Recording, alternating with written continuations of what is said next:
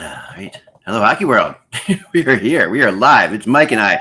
Sorry, this whole thing. People will be coming in and out throughout the day. There's gonna be a lot of Mike and I. So we apologize if we have any moments where we have to just go silent, where we're doing two things at once. But we're working the show and we're working the phones at the same time.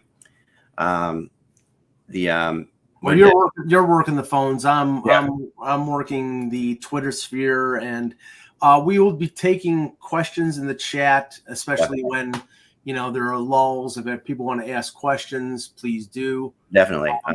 At that point, I will take a swig of water. Yeah, like this, or some ice cream, some popcorn that I had from Chicago. It's from the O'Hare Airport. Chicago Airport. From my 5.5 hour layover at O'Hare. Very nice. Yeah. Very, very nice. Okay. All right, let's get into this. Yeah. Hello, Hockey World. It's July 1st. Happy Canada Day. One of them, I don't know how many of these we've done, Mike, but this is I'm going to say the 50th annual HockeyBuzzcast for July 1st. Go ahead. I'm a tired Michael Agello. Yes, and I'm a tired Eklund. You're watching Hockey, but I'm not for different reasons. But you're watching HockeyBuzzcast on HockeyBuzz.com. So much, Mike. So much that we are seeing hockey. We are seeing the NHL just shuffled so much today that it's almost impossible to hear. Yeah, can I just say the league really has to reconsider. Hey, how about starting free agency on July 10th? If you're going to you're not going to change the schedule. You're not going to do it. You're going to start in the middle of October because you want to avoid college football in some of these towns, and ESPN doesn't want it because of whatever baseball playoffs and stuff like that. Okay, fine.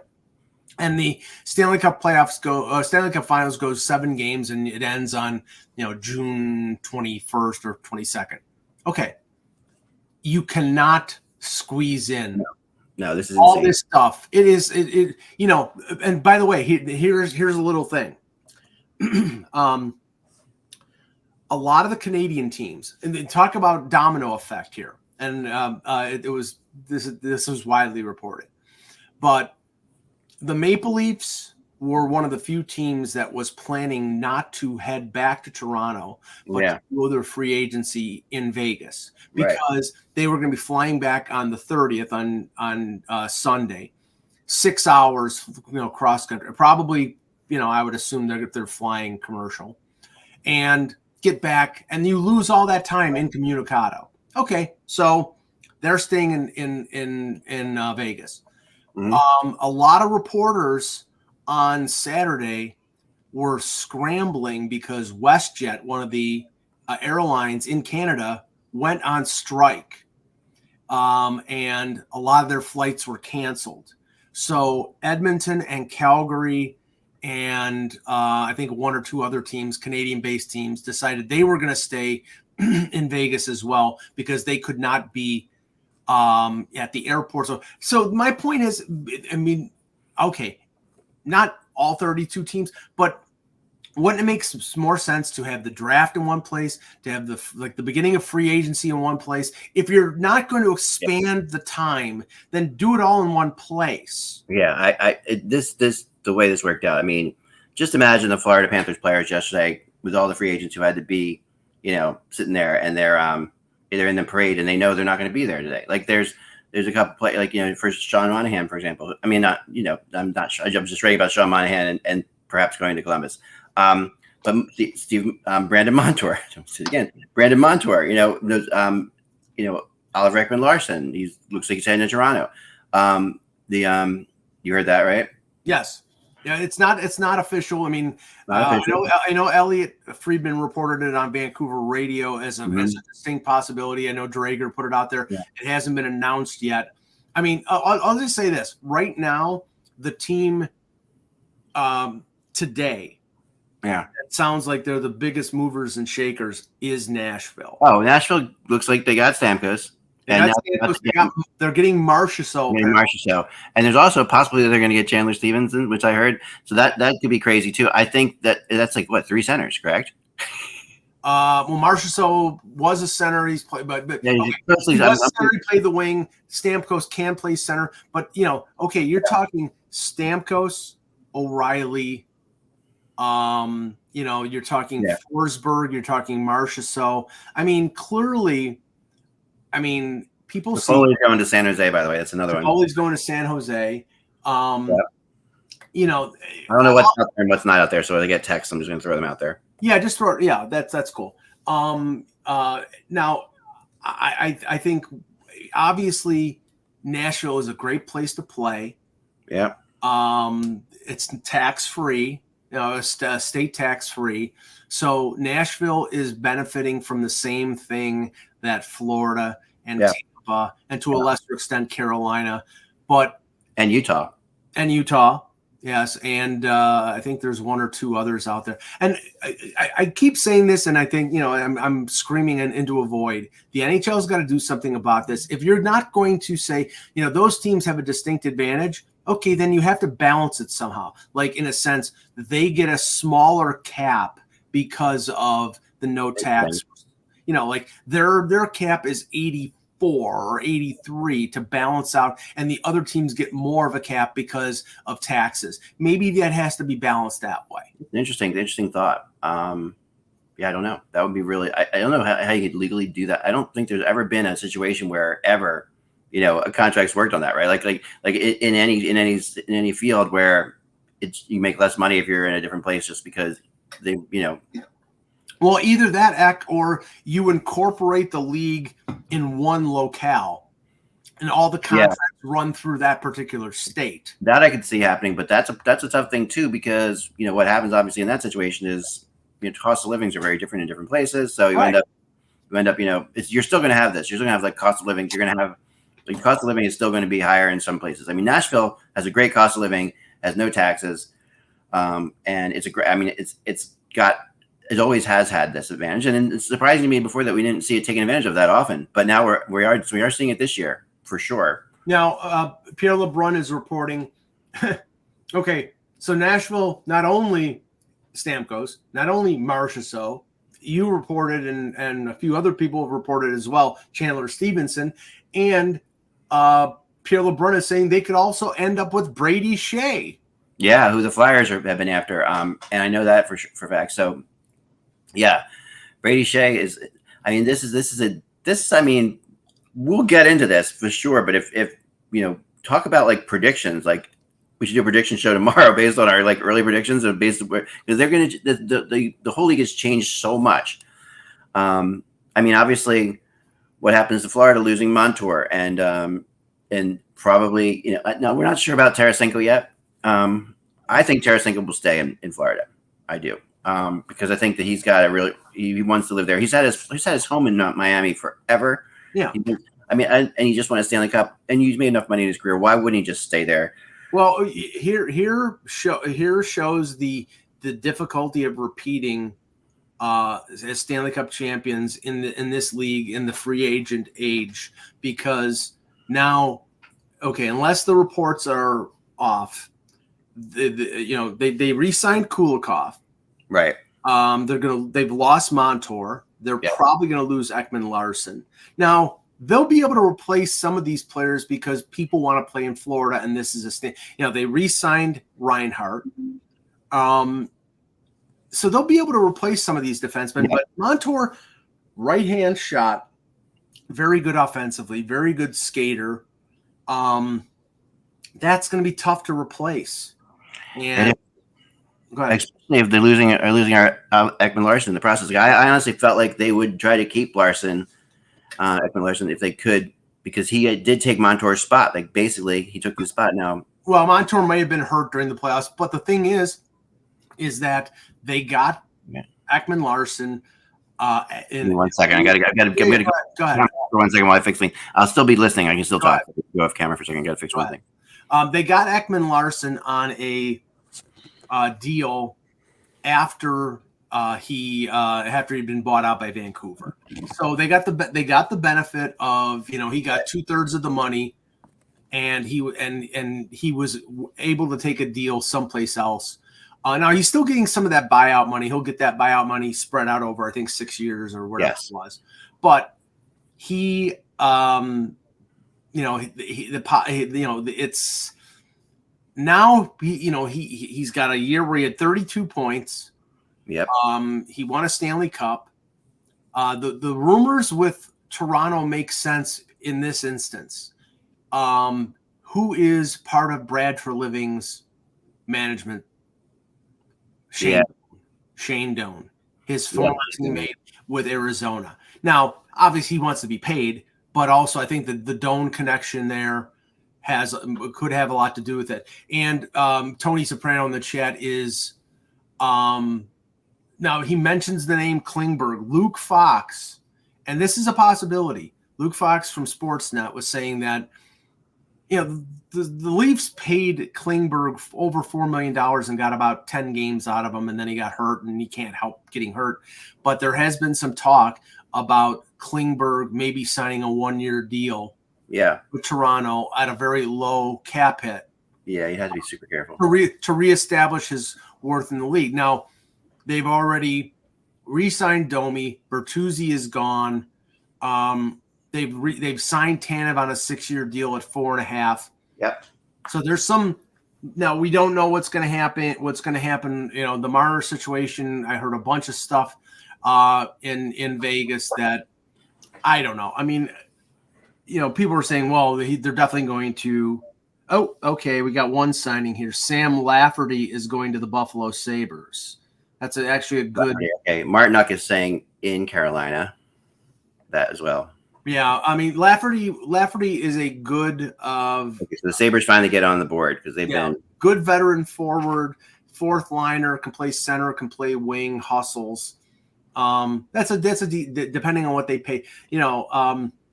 Let's start with this. Can we start with the buyouts? Because that's a good point. Yep. Okay. The Jeff Skinner buyout was we've been talking about that. I've been talking about that for 2 months. Yeah. Really interesting to see where he goes today too, by the way, because he's going to be. I think he may take a little bit of time, but don't underestimate the possibility of Toronto. Yeah, because he's going to not have to make any money. He's going to want to reestablish himself. Toronto's a good fit for him. Well, okay. What was Montreal? I heard.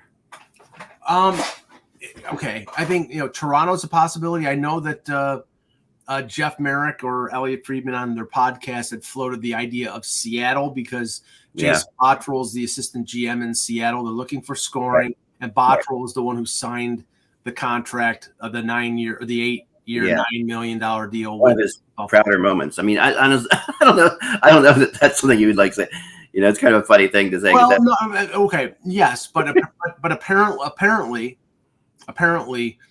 that was under the influence of ownership. I don't know if that's the case. I just heard that was the case. Right. If that's the case, then he's not to blame for it. If the owner wants you to sign the guy, then you sign the guy. Yeah. That's true. But the reason I say Toronto is Toronto loses Bertuzzi in free agency, so they're looking for a top 6 left winger. Now Skinner is not particularly good defensively, but one thing he can do is score. Right. So if you're putting him in a top 6 role, you're going to need to make sure that you cover for him defensively. But if you want him to score goals, he'll score goals. So, for sure. Yeah. So, but okay, Skinner's one buyout, the Jack Campbell buyout. Thank you very much, folks. Thank you. I'm taking a bow. Thank you.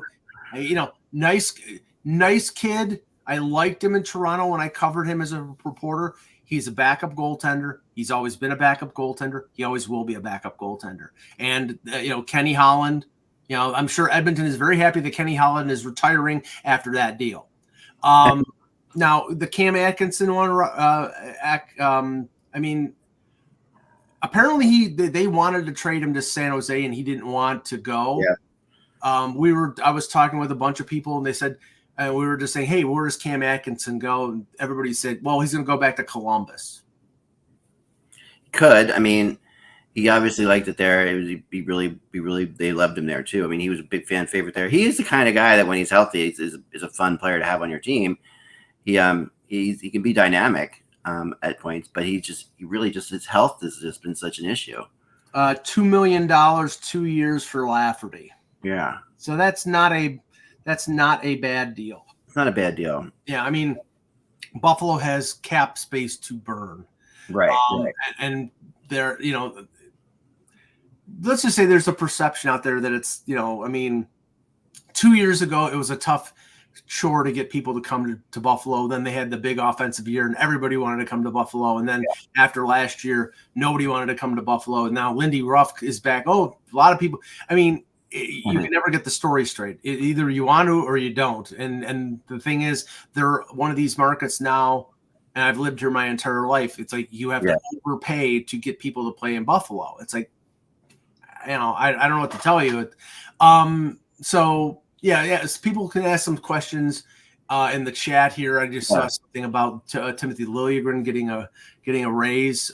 He's a couple other things I've got here that I'm working on.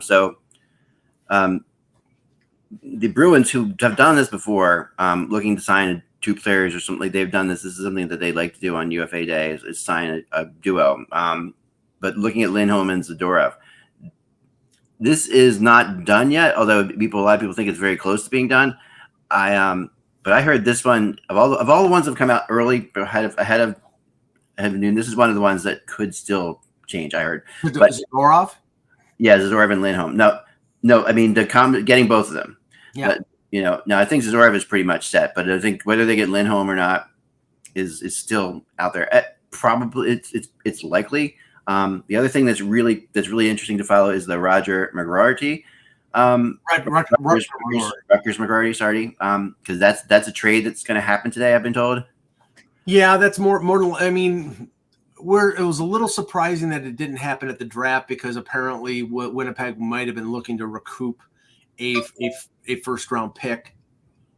In that McGroarty. Now this is the thing, McGroarty. It's going to be tough. I mean, a team that is going to trade for him is going to be rolling the dice unless they've talked to his advisor, because he's basically saying he's going to go back to Michigan. Now, that would be essentially, I want to control where I want to go. And if I go someplace I do want to go, then I'll sign. And if I don't, then it's going to be a Jimmy Vesey situation where he'll just play it out and then, turn pro after 4 years and go wherever he wants. So, Adam Fox played out that way. Yeah, and I think this could play out that way. Although there's some teams that are really pushing hard for it. Remember, and if they sign him, it's going to be an entry level contract. So there's a benefit there. This is a talented kid. Yeah. I know that some people were like in the chat are saying he's spoiled. No, I mean, okay, you have to factor in this, folks. These players, these college players, these U.S. players, they see like players in other sports that have the free will to go where they want to go, and they're going to manipulate the system to their advantage. Cutter Gauthier did it by getting out of Philadelphia and going to Anaheim, and Rutger McGroarty is doing the same thing when he gets out of Winnipeg, and we saw Jimmy Vesey and Adam Fox do it in the past. So that tactic is there. Right. Okay. I have another thing real quick, Mike. And we're done. We're just going to interrupt each other a lot today, just because that's fine. But the Toffoli is 6 years, is $6 million a year. That is a shocking number to me for Tyler Toffoli. Well, that's the thing. I mean, we've seen it now with the signings that Utah and the trades that Utah made, with the signings that Chicago is making. They're supposedly signing Bertuzzi for over $5 million. Teravainen is going back to Chicago, over $5 million. Yeah, these teams have the cap space, and they have to overpay because they have the cap space. Because it's like, okay, right now, who wants to play in San Jose? Right. They're going to be a bottom team. Now, they have a ton of good young players, and it's a great place to live. But it's going to take 3 or 4 years for Mike Grier to sort of straighten things out and clear some of the cap space from some of the guys like Couture and Vlasic. But, now you've got Celebrini. Now you've got Quentin Musty and Will Smith and Eklund. You've got those guys. They had a great draft. But now the Capitals have just got Chikrin from the Sens. Oh, okay. I was just told that. I don't know if it's out there or not. I have not seen it, but let me out there. So the Caps get Chikrin. I'm going to just put it out there. But yeah, that's is it out there yet? Jacob Chikrin for Nick Jensen and a 3rd round pick. So, okay, what this tells you folks is that Jacob Chikrin was not going to sign an extension with Ottawa. So they got what they could. Now maybe he signs an extension with Washington. I mean, heck, now it's amazing offseason for the Capitals right now. I'm just going to say that they are they are a team that you can never say that about.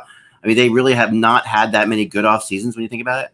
This is crazy. Well, I mean, Ted Leonsis clearly is not saying let's rebuild. No, this is about building around Ovechkin. Yes, it's about building around Ovechkin. So you've added, you got rid of Kemper, who was a failure there. Yeah. And you took on Dubois, and you're hoping it's a reclamation project there. Now you've added Chikrin. They made one other big move, and I'm just drawing a blank right now, and I have to look at Cap Central to see. It'll pop up as soon as I let's see. Your buddy, the Hart Trophy winner, Andrew Mangiapane. They added that's a steal and a half, and you will see it in time. Andrew Mangiapane is. I'm not saying he's not a good player. I'm just saying. By the way, Brian Burke the other day on the radio on XM called Andrew Mangiapane the best in close player in the NHL right now. Yeah, well, I mean, I like crazy skill, and it's just I like him as a player. I'm just saying you made him like a top 10 scorer type of thing. I was like, whoa, what's going on here? But no, okay. But yeah. But now you add Chikrin to a defense that has Carlson, that has Rasmus Sandin. I mean, they're now goaltending.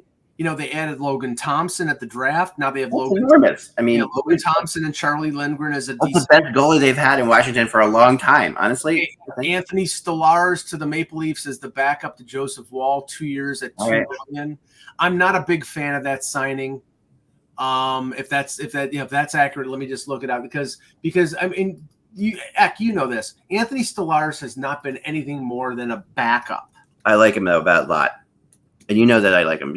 I mean, I like him a lot. I know him I got to know him a little bit, so there's a little bit of a bias there. But honestly, so we're 1 second away now from noon.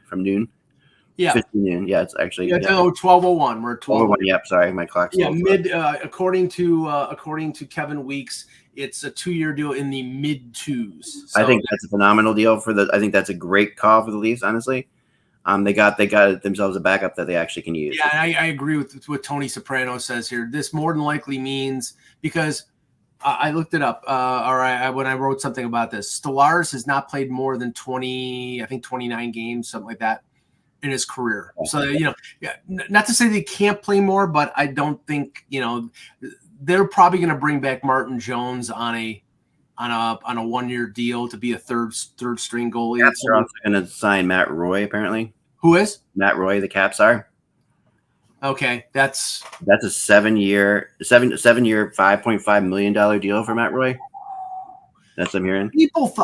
People thought, all right, folks, never tell me that being right-handed means nothing. It means everything in this lead. Everything. Okay. Hey, Kev, how's it going? Excellent. Kev, I'm a right-handed shooting defenseman. I can't skate, but I think I'm going to make a comeback, because when Matt Roy gets $5.5 million on a 7-year deal, I can make at least $1 million. Well, yeah. I mean, we've talked about this before. We've had this argument before, yeah. Like we have. If you're a credible defenseman in this league, if you got a pulse, you're $3.5 million. Yeah. And if you're a credible defenseman, you're a $5 million defenseman. If you're I will go further to say if you're a top 4 defenseman, you're a $5 million defenseman. Yeah, or in that range. Like there's some that fall a little below. Yeah. Top 3 maybe, but top 4 for sure. Yeah. Yeah. No. There you go. Elliot Friedman reporting Oliver Ekman-Larsson to the Leafs, 4 years at $3.5 million. It's a great deal. Yeah. If he continues where he was, if he continues to play we saw in the playoffs, if you look at his stats, Zach, he had 32 points last year, played 80 games, played about 16, 17 minutes. $3.5 million is I mean, like Kev, you said it. What is it? 2.5 is league average. Yeah, I mean, yeah, you're almost at $3 million is league average now. So Yeah. He's not an average defenseman. And like I said, I would hazard to guess that Shane Doan being part of Leaf management had a lot to do with OEL going to Toronto. Because now Toronto has added Oliver Ekman-Larsson and Chris Tanev to their blue line to go along with Morgan Riley. I think their defense is improved now. They're losing Bertuzzi. I mean, we'll talk about the Leafs. I'm sure we'll talk about them over and over.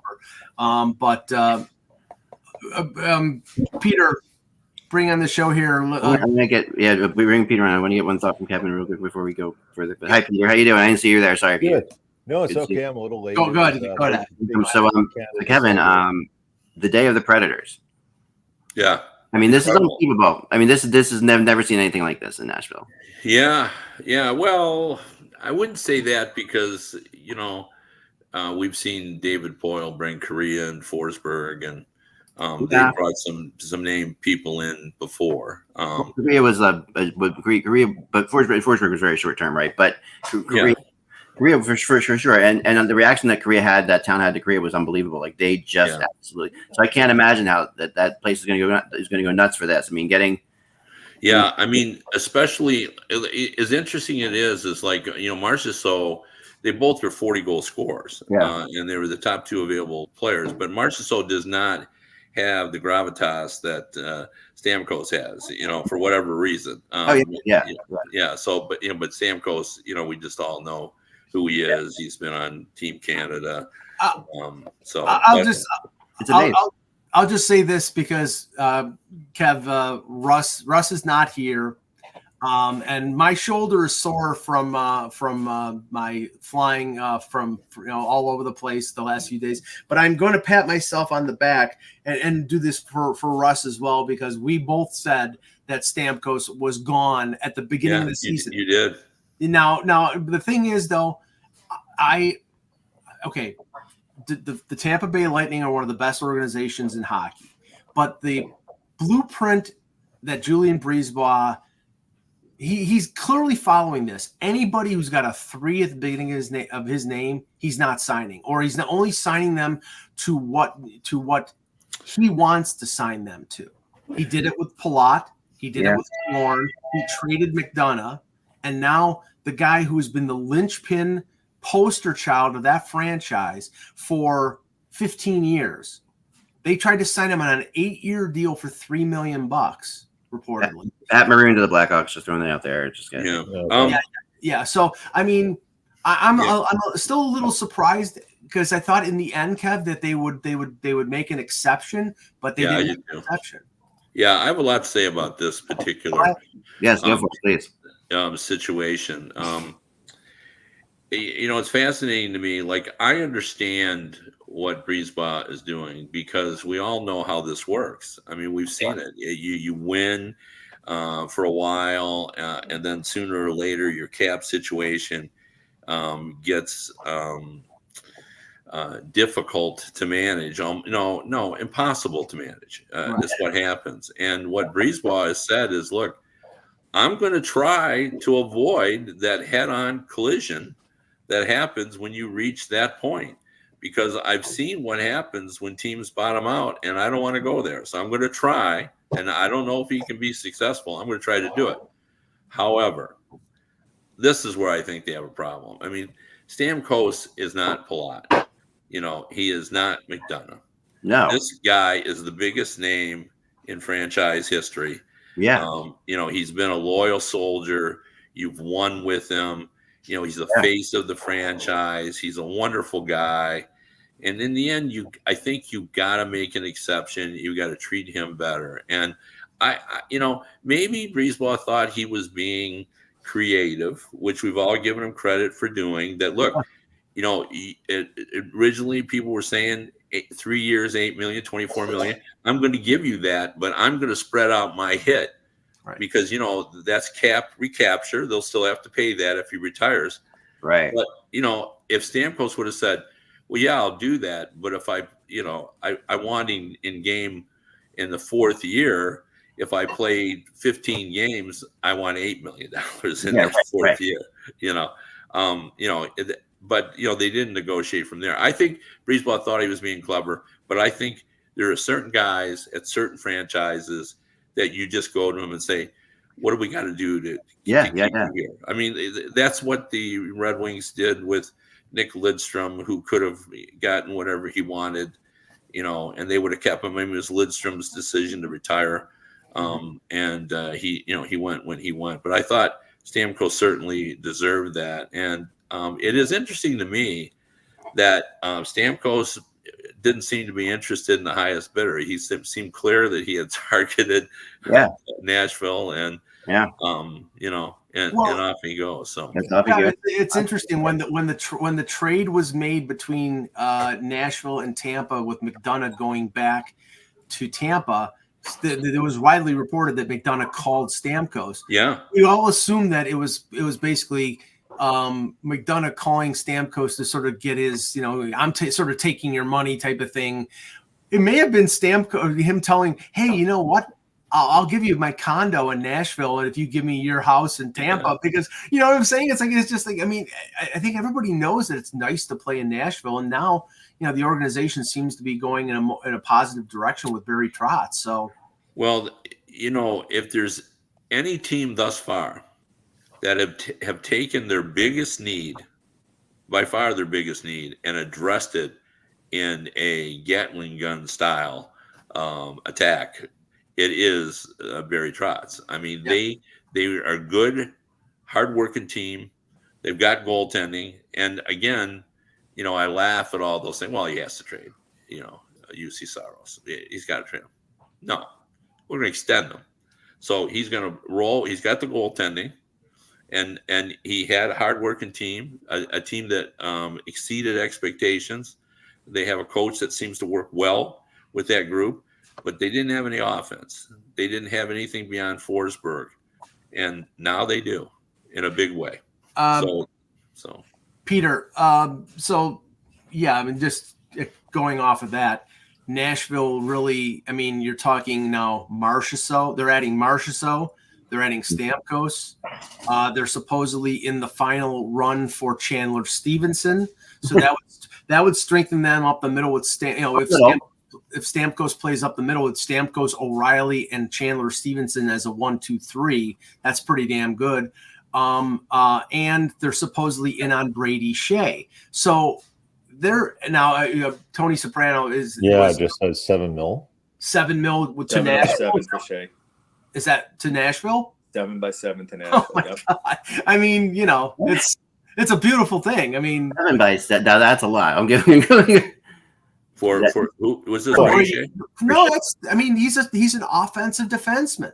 Yeah, but that's how many two-way guys are there out there? Right. You're either one or the other. And now, Brett Pesce gets $5.5 million from the Devils. I mean, Brett Pesce is a defensive defenseman. Yeah. No, great offensively. He's one of the best.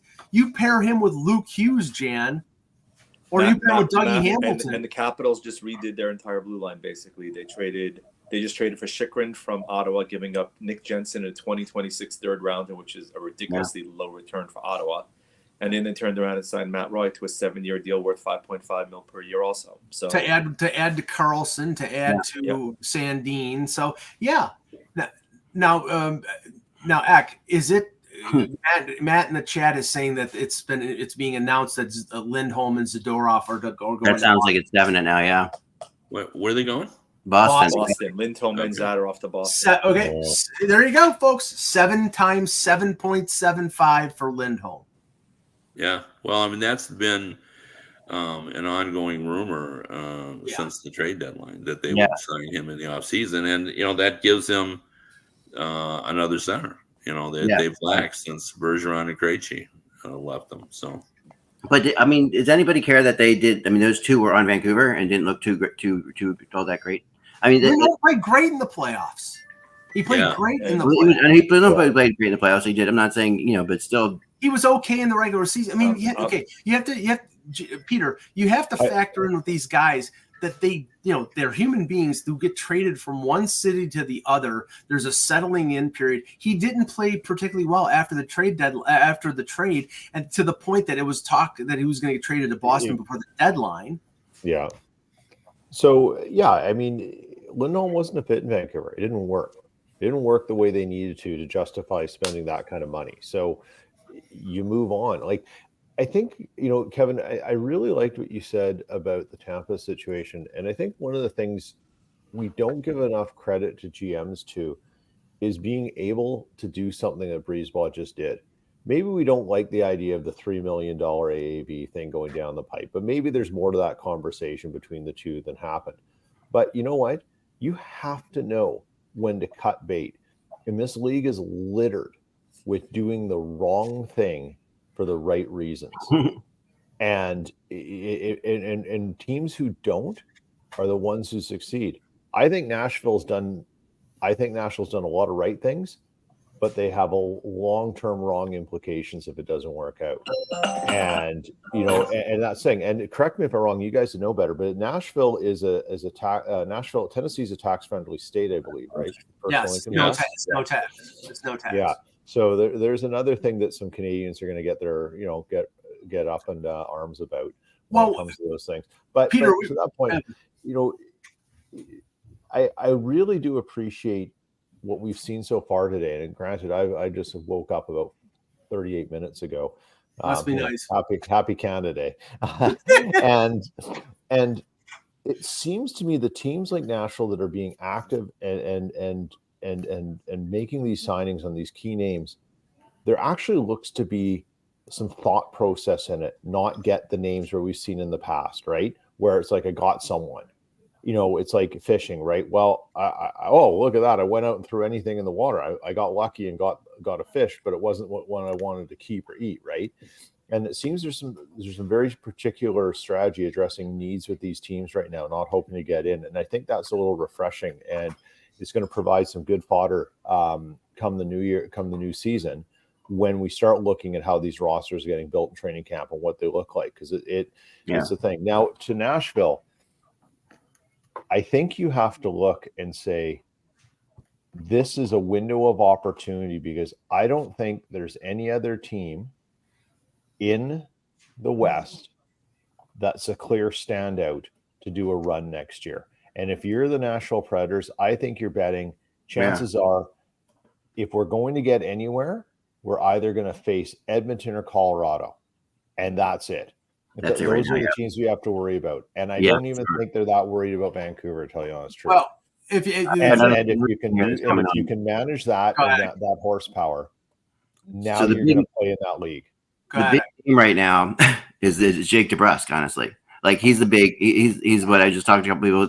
You haven't heard much about him at all. Like, he's one of those guys. And, forever we've heard Boston was trying to trade him, and then, they didn't, and they became a big player in Boston, and then they wanted to trade him again. It really feels like this is probably the end of Jake DeBrusk in Boston. Oh, yeah. But where he goes is going to be fascinating. There's been talk to Calgary.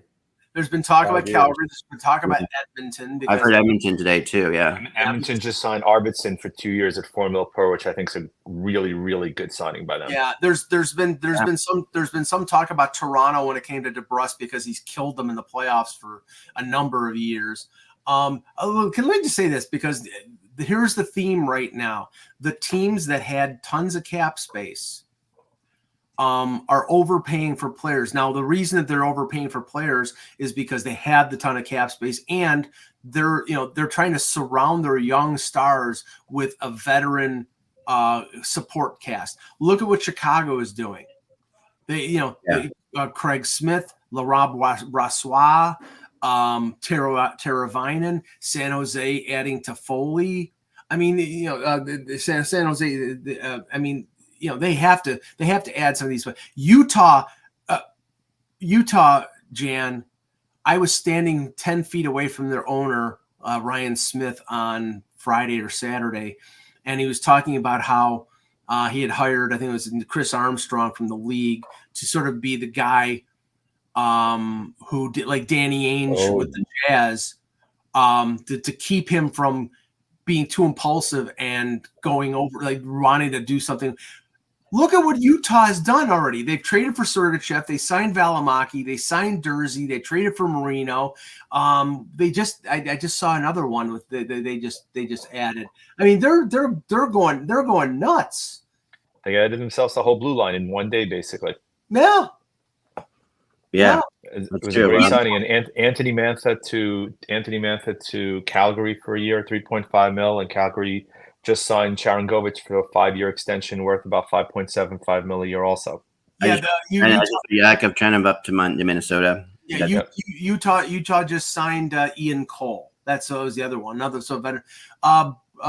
Peter probably would be interested in Brendan Dillon. Apparently, is signing with the Devils. So, which I mean, that was the talk for a long time was him signing with Vancouver, but now I heard about him signing with the Devils on the weekend. Jason Zucker to the Sabres, 1 year, $5 million. Nikita Zadorov to the. Okay, I am surprised at this. Nikita Zadorov to the Bruins, 6 years at $5 million. I am surprised that he did not get. There was talk about him getting $6 million a year. Maybe they spread the AAV out. Now, Jan, is there any more of a Boston Bruin type of defenseman than Nikita Zadorov? No. No, not at all. Not funny, at all. Although I will say I do think they overpaid for Lindholm. I think the 7 years of that cap figure to me is an overpayment. Jan, 100% agree. 100%. Lindholm wasn't even having a great year in Calgary before he got traded to Vancouver. And that's where they were talking. He wanted $8 to $9 million, and even people in Calgary, well, that's fine, trade him. Like, he wasn't worth it. They even saw that, and he'd been a solid soldier for them since he came over.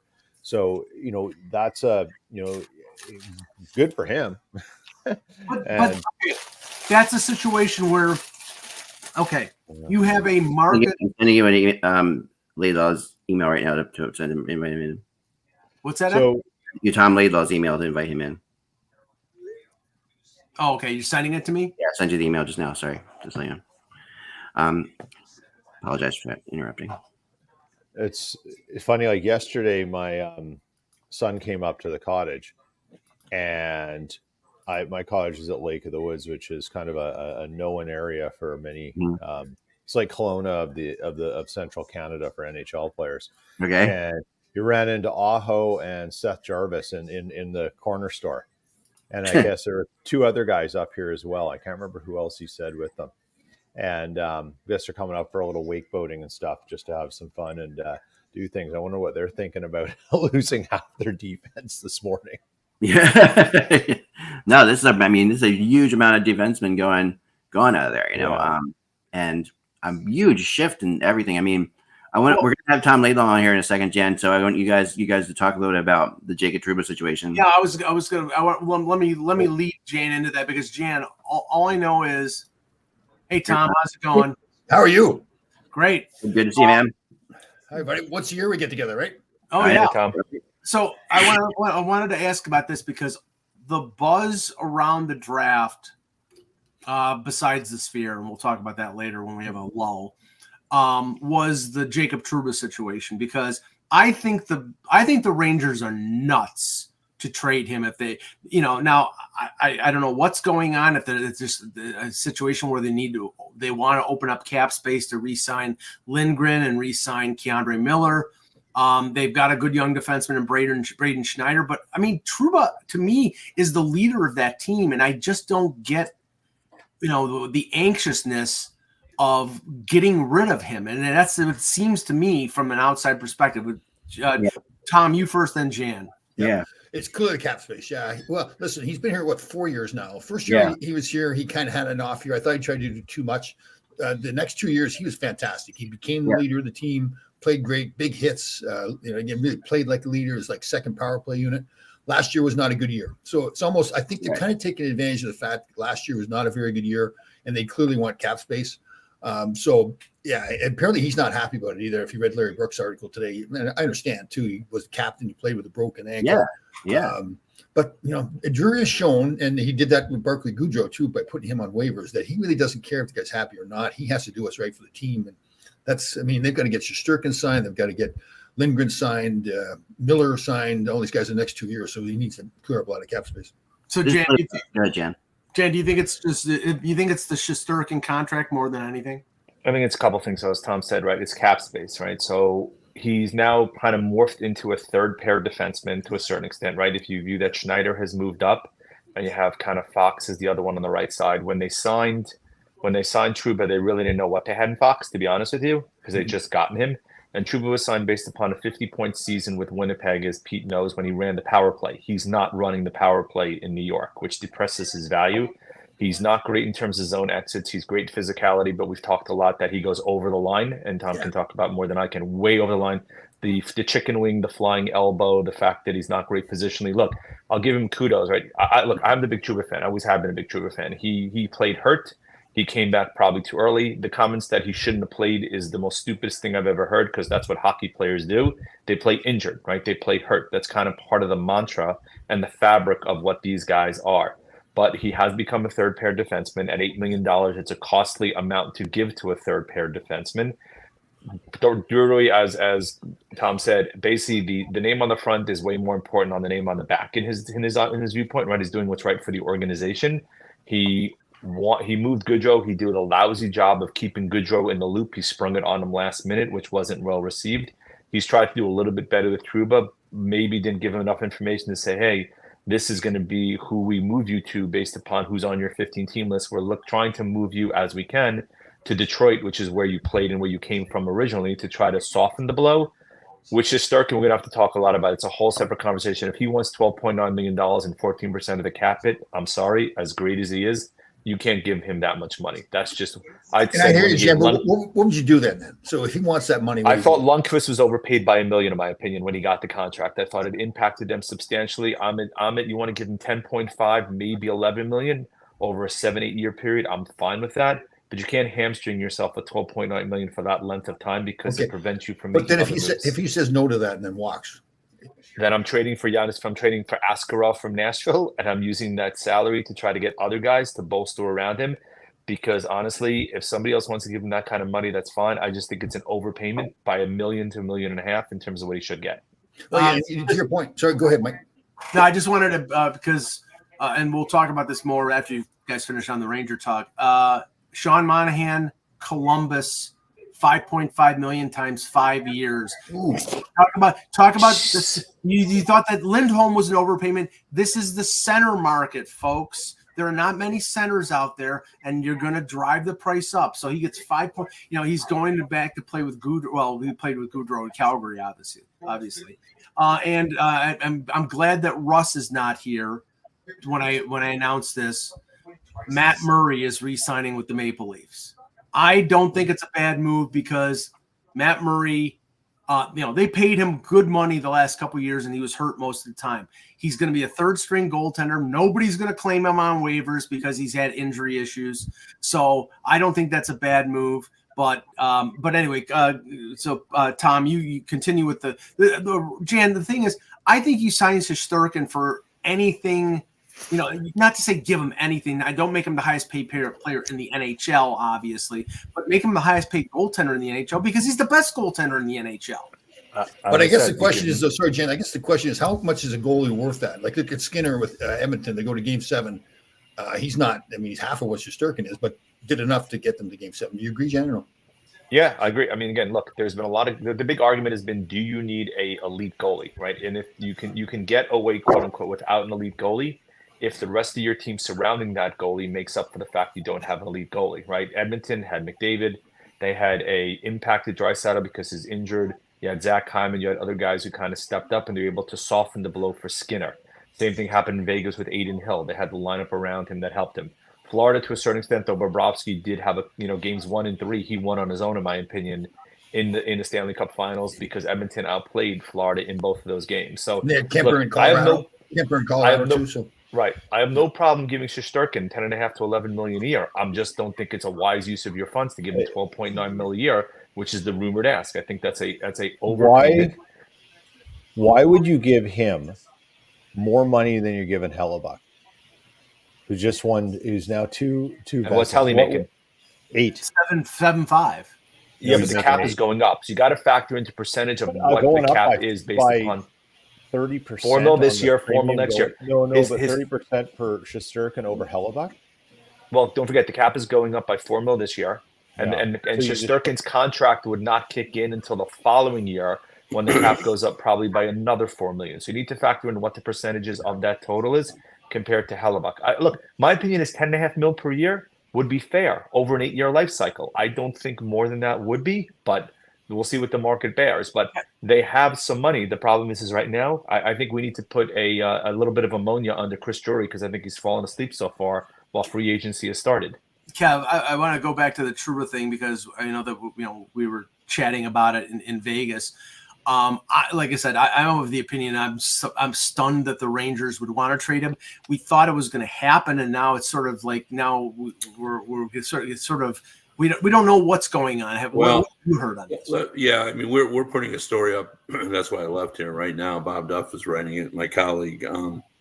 We're saying that the Red Wings did get a call about Trouba and have interest. But there's been no negotiations to Vancouver between the 7 years, $5.5 million. Let Kevin finish. Go ahead, Kevin. Sorry. The Brust signed with Vancouver. Huh. That's amazing. That's a lot of money for him. So anyway, there has been some talk between the Red Wings and the Rangers, but there's been no negotiations. Like the Red Wings have not offered anything for him, or most of the stories apparently the leaks have been coming out from the Rangers, who rightfully would believe that he would be interested in going to his to his hometown. I mean, he played at Michigan. He's from Rochester, which is a suburb of Detroit, and he knows Larkin, and so there's a lot of reasons why this would work. Plus, the Red Wings would like to get tougher. And if they brought Trouba in, that would give them 4 defensemen with 170 more hits in a season. Now, the hit stat can be misleading, but those are all the 4 guys that I'm speaking of, Sider, Sherratt, and, we're projecting on Edvinsson. Now, he may be a little low on those hits in his first year, but he's a 6'6" guy, and he gets more physical as he keeps playing games in the NHL. So, that would be a pretty physical defense. So there's reasons to do it. But I guess what I'm saying is that there's no indication that this is close. And the Red Wings are running out of money. Like the signing of Kane, even at that reduced rate of $4 million, of course, it's really 5.5 because he has a bonus that says that if he plays 10 games, he gets 1.5. But they'll worry about the overpayment next year's cap. So anyway, I don't know where we're at on that. It may all come together today, but maybe not. Like the Red Wings just kind of shrugged about it all. Kev sort of about it. Going back to the Kane contract, so it's $4 or $3 million and then 1.5. No, it's a $4 million deal, but he has a bonus that says if he plays 10 games, he gets 1.5 million more. And there's those are the only bonuses, right? Yeah, there's another million in bonuses, right? Right. But all those bonuses have to go under the cap, correct? No. If they're achieved. If they're achieved. Are you sure about that? No, they can carry it forward to next year. You can carry it forward to next year, which is a performance bonus. Or you can roll to this year if you have the cap room. It's kind of a club's choice almost to a certain extent. Yeah, the reason they did it that way is, then it'll be the overage that they'll have to take off next year. Gotcha. Okay. Up in that. So, yeah, I mean, that's the only way. Like they thought they were going to, they're still trying to sign Gostisbehere. And that could end up being their entire free agent set of moves because, I mean, it's so misleading. If you go and look, and we won't be able to do this in a few days, at Cap Friendly, it shows, $32 million that just went down to $28 million for the Red Wings. But $17 million at least is going to go to Lucas Raymond and Moritz Seider when they sign. So now you're down to, $11 million. Joel Veleno and Bergman. There's only right now 13 guys they have under contract. And so you're talking about $11 million trying to, the last 4 guys are getting 775. And what we haven't mentioned here, with all the names that you just mentioned, we haven't talked about a goaltender.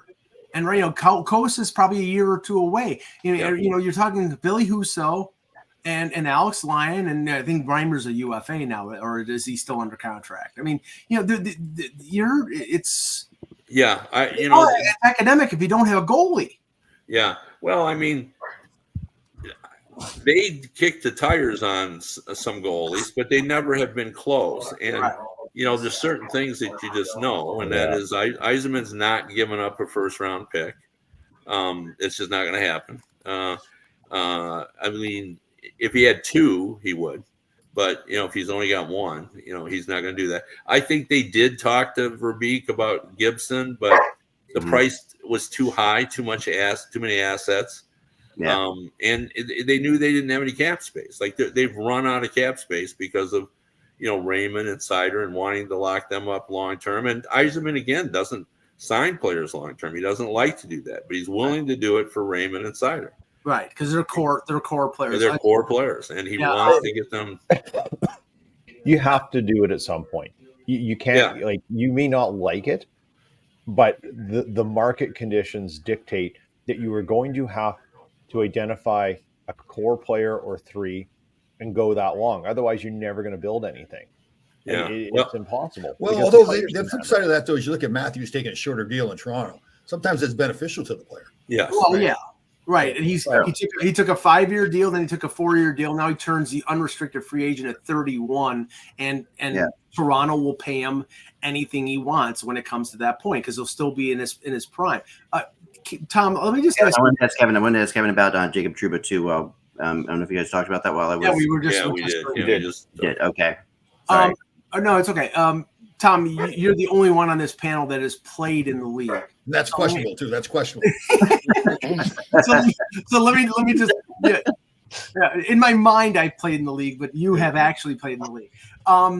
Is there any more of a Boston Bruin type of defenseman than Nikita Zadorov? Because that signing, of all the signings that have happened today, Nikita Zadorov and the way he plays and Boston Bruin hockey, that is hand in the glove. Perfect. Yeah. Well, they need a lot more of that. I don't think they needed to be that more physical player, which he is, right? So was he a free agent or he was a UFA 6 years, okay. $5 million per, which Kev, I look at some of the other defensive signings, and I like Joel Edmondson, and I was hoping that the Leafs would re-sign him because I think he's a good veteran, tough defenseman. He got almost $4 million on a 4-year deal from the LA Kings. He's had a long history of injury problems, and you're talking Zadorov, who is a moose. He's a guy, he's healthy. He's never really had major injuries. You got him for $5 million. It's not much more than what Edmondson was, and I think he's a much more durable and a younger defenseman. Yeah, Tom would have been a $5 million defenseman. I know. My ex-wives would have got a lot of money. Yeah, for sure. Well, Kevin, you remember our friend Kenny Holland. Kenny Holland used to always say this. He says, "I like the player, but I don't like him at $6 million. I like him at $4 million." Right? That's Like the way he would phrase it is, "I love this. I hate this player at $6 million. I love him at 4.2." William Carrier, a good role player who played for Vegas, 6-year deal with Carolina at $2 million. So that he signed the Miles Wood contract, the same contract, type of contract that Wood signed with Colorado, long term, but not big money. How old is he? Carrier, I think he's 28. 28. So it's easy to buy him out at the end of the contract, right? Sure. Yeah. Yeah, although I have had the hardest time with a few readers to explain this concept that if you buy out someone for $1 million for an extended period, that you still are going to have to buy a guy to replace him at 775. Yeah. And so they see that as and I've had the hardest time. I don't know why that concept doesn't seem to sink in with people. You still got to put someone in that lineup, and at the minimum is 775, right? Where we at on that? Yeah. Well, I was having a tough time explaining to a Maple Leaf fan about the Chris Tanev signing, because Tanev signed 6 years at $4.5 million, and he's 34 years old. And he's like, well, why couldn't you have signed him at for 4 years at 4.5? Because he wouldn't have signed it. That's why. And the whole point of him, the 6 years, they're going to front load the deal. Most of it's signing bonus. They're going to front load the deal. Most of the money is going to be in the first 4 years. The last 2 years, if he retires, it washes off because he's before the age of 35. I mean, why? It's a lack of understanding of contract structures. Yeah. Simple as that, you know. Yeah. And to Kevin's point too, part of it is hopefully you develop your young players, your draft picks, right? So now they're coming in making very little money. Now you replace them, they take that job that you now bought out the guy. So that's the theory, that you have to do a good job of developing your players too. Right. You're 100% right, and I think if someone really went and did a very interesting, like, long-term study, I know it's probably been done by some super fan, but you look at the amount of players that have gone through a team and ended up on their roster and signed a longer-term contract that went through entry-level deals and all those things, and what teams are the best at it, my suspicion is they link up to more success longer term in terms of playoff runs because they're using the cap wisely. And that's it. So, Kevin, to your point, you're 100% right. And I heard a lot of talk around that about Winnipeg recently with the buyout they did with Schmidt and everyone. And it's like, guys, you're getting some freedom, but you're only getting freedom to do certain things because you only still have so much money. You still have to spend money to do it. So the logic that people fail to see is, can you get the same production from a player cheaper than that and still be net positive on the salary expense with the buyout? Like, that's what you got to figure out the math in. And it's not easy to do. Like, it isn't easy. Yeah, And, well, one other element to that too that's often overlooked, and I've had several general managers through the years talk about this: the call to your owner to tell him, I'm buying out this player, and to say, I'm throwing away your money, is very, very difficult. Like you said, and usually the GM is saying the writers, we're cavalier about buying out players. And he said it's not that easy. Like, Kev, don't you think like the Minnesota with Bill Guerin with the Suter and I mean, I heard that was a difficult call. Yeah. Craig Leopold apparently was great about it, but it's hard to do that. And we as writers, we just tend to think, you'll just buy that guy out. Yeah. It'll just cost them $3 million. Well, Craig's one of the rare ones in that. He's got a rare personality in that case too, though. He's very different. Like, he definitely, like, even Nashville always would let his GM basically take over and do the thing he wants to do. But I had a quick question about Skinner, who I hear Edmonton's interested in. I also heard Detroit. Maybe, is that true, Kevin? They don't have any money. If they get Gostisbehere, they're essentially down to the right. What was Skinner making? Skinner was making 9, but he's got 2/3 buyout. He'll basically, I think he'll end up signing someplace on a 1-year deal for probably anywhere between $2 to $3 million, because he wants to set himself up for another contract. He'll get that money guaranteed over the next 6 years. I'll tell you what, if I'm in the NHL, I'm a GM, I'm not signing him to a long-term contract. No. I mean, even a second contract, even if he does a 1-year deal, I'm not signing him to. I don't care how well he does in that 1 year. I would not sign him to a long term. Yeah, but Tom, we know that GM's out there. Like, say, for example, he goes to Toronto and he scores 40 goals. Somebody out there will sign him to a big contract. No. I think somebody will. Well, he's shown before that it doesn't work. I mean, how many times he can do it to show that it doesn't work with him? Yeah. I mean, Tom's point is a valid one only because of the goofiness of his statistical progression. Right. Like, he has one big year and then he has bad years and all that. So, well, an example of that might be Duchesne, who just signed in Dallas. Duchesne's a 1-year guy. Like, give him a 1-year contract, he does much better. Yeah, but he has the benefit of the buyout from Nashville.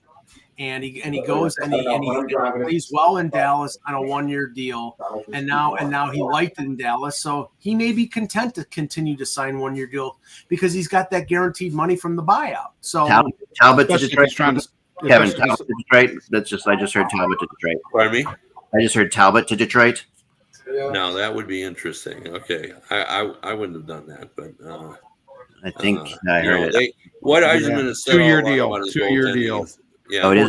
According to Frank Saravalli, 2 Oh, years. is it Frank put it? I don't see it. That was Frank, yes. Frank. How much is the money? No numbers yet, just the fact that 2.5, I was told. 2.5. Yeah. Wow. You think does that work, Kevin, money wise? Yeah, I mean, it'll fit just them under the cat. I mean, they really will be broke. They'll be a cap team. And there's still room for Goss's beer. Yeah. But now Is that Goss's beer? Is that what the defenseman is in Philly?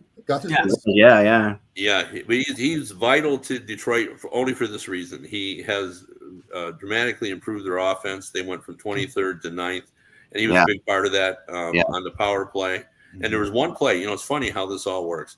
There was one play. I know what you're talking about. Everybody in Detroit remembers that, epitomizes why he's coming back. They were trying to make the playoffs. It was a big game. Somebody made a wonderful clearing pass to get the puck out in a real frenetic situation where the Red Wings were pressing, and he jumped like he was cleaning the boards in an NBA game. Jumped up and knocked it down with his hand. Like it felt like he was Michael Jordan, like that far off his thing. Knocked it down, kept the play in, and they scored a goal that led to winning the game. Yeah, everybody remembers that, and I don't doubt that Steve remembers it. Everybody remembers that play, but it really was. Now, this crazy thing about Goss's Spear is he's an adventure in his own end. Yeah. So. We know that. Covering him in Philadelphia for years, Kevin. We know. So and Malone hates that kind of nonsense, but he loves him what he can do for the offense. So as long as you keep him, Goss's whole trick in Philly was just keep him confident. Like as long as his confidence was up, he was good. But the second the coach starts questioning him or anything like that, he would have all kinds of issues. In Philly, that's what it always came down to. But when he was a confident player, forget about it. He was always solid. Kevin, remember what they called Andy Delmore in Philly or in Nashville? What was his nickname? Yeah. Andy Elmore. Elmore, because he had no D. That was good one. That was good one. You want to go great Andy Delmore thing. This I always bring this up when Andy Delmore's mentioned because if you go to the Franklin Institute in Philadelphia, which is a big science institute in Philadelphia, great place to go. They have a little sports section where they have Donovan McNabb's jersey, and they have like Allen Iverson's jersey, and then they have Andy Delmore's skates. Oh, really? Why? Nobody knows why. Okay. I actually went to the Flyers. I'm like, you guys got to maybe step this up a little bit. There's other players. We might need some context on that one. It's like I don't understand it, but Andy Delmore's skates are in the Franklin Institute. Hey guys, I'm sure you talked about this. I wasn't on what Nashville did with Stamkos and Marshall. Yeah, incredible, right? Wow. And supposedly they're in on Chandler Stevenson, and supposedly they're in on Brady Shea. And I mean, at a certain point, you think they'd have to stop, but I mean, I don't know. Brady Shea signed, didn't he? $7 million. So in Carolina, in Nashville. Duran's heading back to Colorado.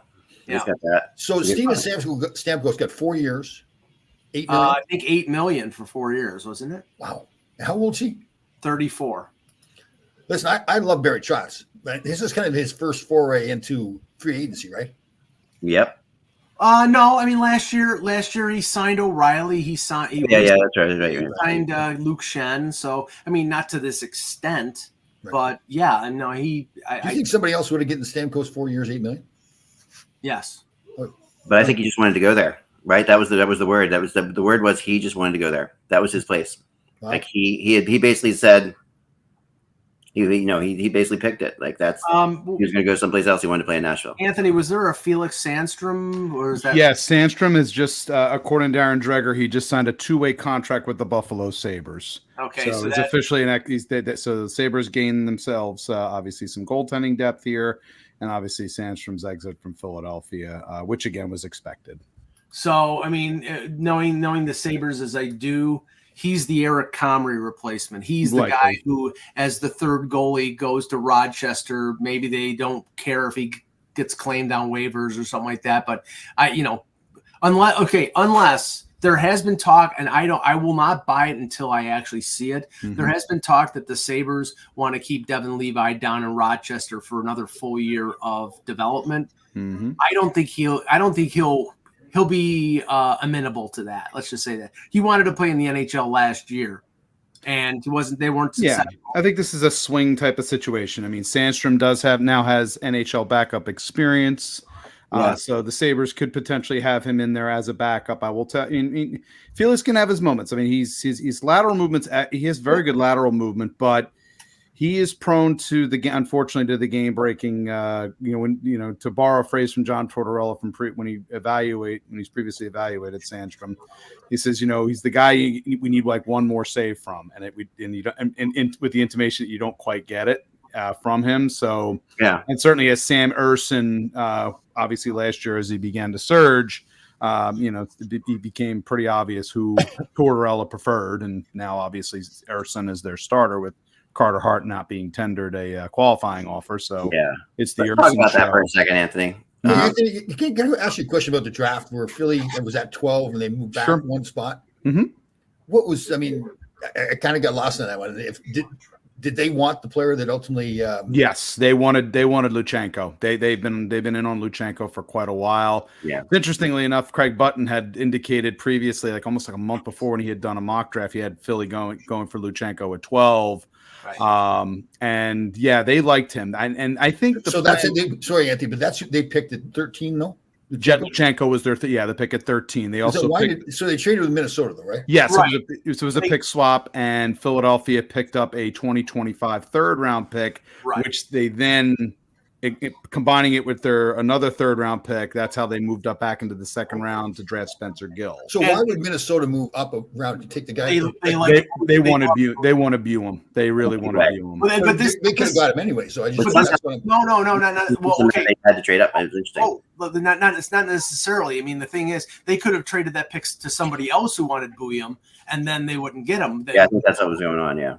But we were looking at I was talking to a bunch of people at the draft, and we were looking at it from the Philadelphia perspective, at least from the people that I was hanging out with, and saying, okay, they got 12, and there's Hellenius, who I thought was the best center at that point, and Buyouts, who was probably the best defenseman, still available. And they traded back, and they didn't get either one of them. Now, I'm not saying Luchenko is not going to be good, but here's what I'm going to basically say with regards to that, Mike. So Luchenko, Philly had been certainly I have no doubt they had been in talks and discussions to try to move up into the top 10. First, they were trying to get up to 4 to have a chance to get Lidstrom. Obviously, very difficult to make that kind of a trade.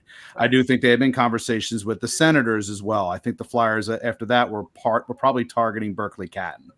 And that obviously they were not able to come to a deal there. And I think they were looking for there's a type of player that they were looking for, specifically a player. The one thing about Hellenius is he's not, I think he's going to be a really good overall player. Right. But I think Philly was looking they want to play a certain way, a certain speed. Luchenko is very fast. He makes plays at speed. And we're starting to see and there's a belief that there is another gear for him offensively if he has a better lineup around him. And because in Guelph, they were obviously not a particularly good team, but there was moments like they've been kind of looking at Luchenko and think he has the chance to be. It was just the type of player they were looking for. They wanted a player who can make plays at a faster speed, who's also has a reputation of being a 200-foot player. And that's the reason why they had targeted Luchenko over Hellenius. I liked Hellenius a lot. I thought he was going to be potentially the pick there, right up until Buffer was doing his bit. But I think that's who it was. They wanted Jet. What about the old days of just picking the best available player? To them, he was their best available player. Okay, good deal. Mm-hmm. The question I have, Anthony, goes to Carter Hart for a second, because obviously not qualifying him in the situation he's in, obviously he becomes a free agent. And now, we don't know what's going to happen with these guys. We don't know when. We have no idea what's happening with these guys. Does anybody? We know Dylan Dubé. The reports are Dylan Dubé is heading over to the KHL. The other 4 are all none of them I believe were 10. None of those players who were involved in that have been tendered contracts. Right. They're all Is there a point at which the Flyers revisit him? I mean, what's going on with this thing? I mean, I mean, he's free to sign again. There's the possibility. I know there have been some floated, unsubstantiated reports that Carter may also go the KHL route. I wouldn't 100% say that right now, but I don't at this point now. I don't think I'm doubtful on them returning to Hart. They're radioactive until that. Yeah, any of those players are right now. Yeah. And Philly, and if you look at how Philadelphia basically over the last year or so have kind of been preparing and adding goalie depth at a fairly substantial rate. You know, drafting Kolosov, drafting Savragan, drafting Bjarnason, having those players, managing to get Ivan Fedotov over, and having Urson. They've positioned themselves where they can absorb the hard thing. There's a risk involved, absolutely. I think if he's exonerated and he moves on and does well, they're going to hear about it. For sure. I would compare it to, unfortunately, I would compare it to the situation in baseball with Trevor Bauer. Trevor Bauer was cleared. He did not get charged, but nobody will touch him in Major League Baseball. And it may not be fair, but even if they're cleared, I'm not sure if their careers are over with, at least in the National Hockey League. I mean, now maybe a team that's desperate. I thought a team desperate for a starting pitcher would sign Trevor Bauer. If there's a team out there desperate for a goaltender and, Carter Hart's 27, 28 years old, maybe somebody will take a swing on him. But I don't know. It's a small league, Ak. I don't know if anybody's going to take that chance. Well, it's season ticket sales, it's ownership. It's not just, the player and what he did, right? There's a lot of things that go into it. So sure. Yeah. Now, sure. So I mean, I'll just say this. I mean, again, the common thread here is certain positions are going to get overpayment, and hearing an echo, guys, somewhere. Is it, who's getting it's coming from? Is it Well, Peter, Brendan Dillon. As we lose Peter, Brendan Dillon had signed 3 years with New Jersey. I like Brendan Dillon. How much do you get? $4 million. That's good. I like him as a player. He's a 4-5, and he gets a big guy, plays the body. Yeah, I like him. Right. He's a 4-5. He's a left shot defenseman. He was with the Caps recently. With the Caps, yep. No, he was with Winnipeg. He was with the Caps before that, though. Prior to that, that's right. Right. Mm-hmm. So, I mean. Defensemen are getting overpaid and centers are getting overpaid. There's no such thing as overpaying a defenseman, all right? Well, no. I'm joking. Is there a bias there, Tom? No, just a little. But I got to tell you, just in general, there's more money being spent than I thought was going to be spent today. Yeah, me too. Yeah. I think that's very much the anticipation of the cap situation improving. I really do. I think so. I think that's projections. AGMs who are involved with the cap are saying since we have some level of certainty and where our potential projections are going forward. I think teams are a little bit more free with their purse strings this offseason. Rob is correct. Slava Voyanov in LA, right? Terminated contract, went back to the KHL. Now he wasn't cleared. He did what he did. Yeah, he did, and he stayed, and it was never cleared on that. Nobody ever. That's true. But I think depending on what happens, it depends on the player. I can easily see if they were cleared, Hart would definitely have a lot of takers. I think. Oh, no question about it. Absolutely have a lot of takers. Or if they're cleared, yes. If he's cleared amongst all the players. Right. Isn't it already out there that Hockey Canada paid the girl off or her family off? So they settled. Hockey Canada settled with her. Yes. So obviously something happened to the point where they were willing to pay her off. Yes, I think that's the damning part for them, right? It's like they didn't precisely. They're the ones taking it, on the chin because of and you can get into discussions about the fund. What are some people refer to as sort of a slush fund for paying for shushing, keeping people quiet, and that's what they've taken a beating on. Right. And that really hurts the player a lot. Fund. Yeah, exactly. That hurts the player a lot because somebody now is getting paid, so we assume that something was done. Right? Tom, let me ask you about this because Kevin made a reference to it fairly briefly about cap friendly and how it's going to be going the way of the dodo bird in 4 days because they were sold to the Washington, the people running it. It was bought by the Washington Capitals, and I didn't know that. Oh, really? Oh, okay. They're shutting it down. The people who are running it are now working for the Caps, and a lot of fans are pissed off about it. There will be websites like Puckpedia that will try to fill the gap, but we're just in talking. Cap Central, Mike, come on now. Well, yes, as well. We have Cap Central. We have a salary cap thing on hockey. Yes, we cannot forget about this. Yeah, no, but what I was trying to say is, the league does not want this information out.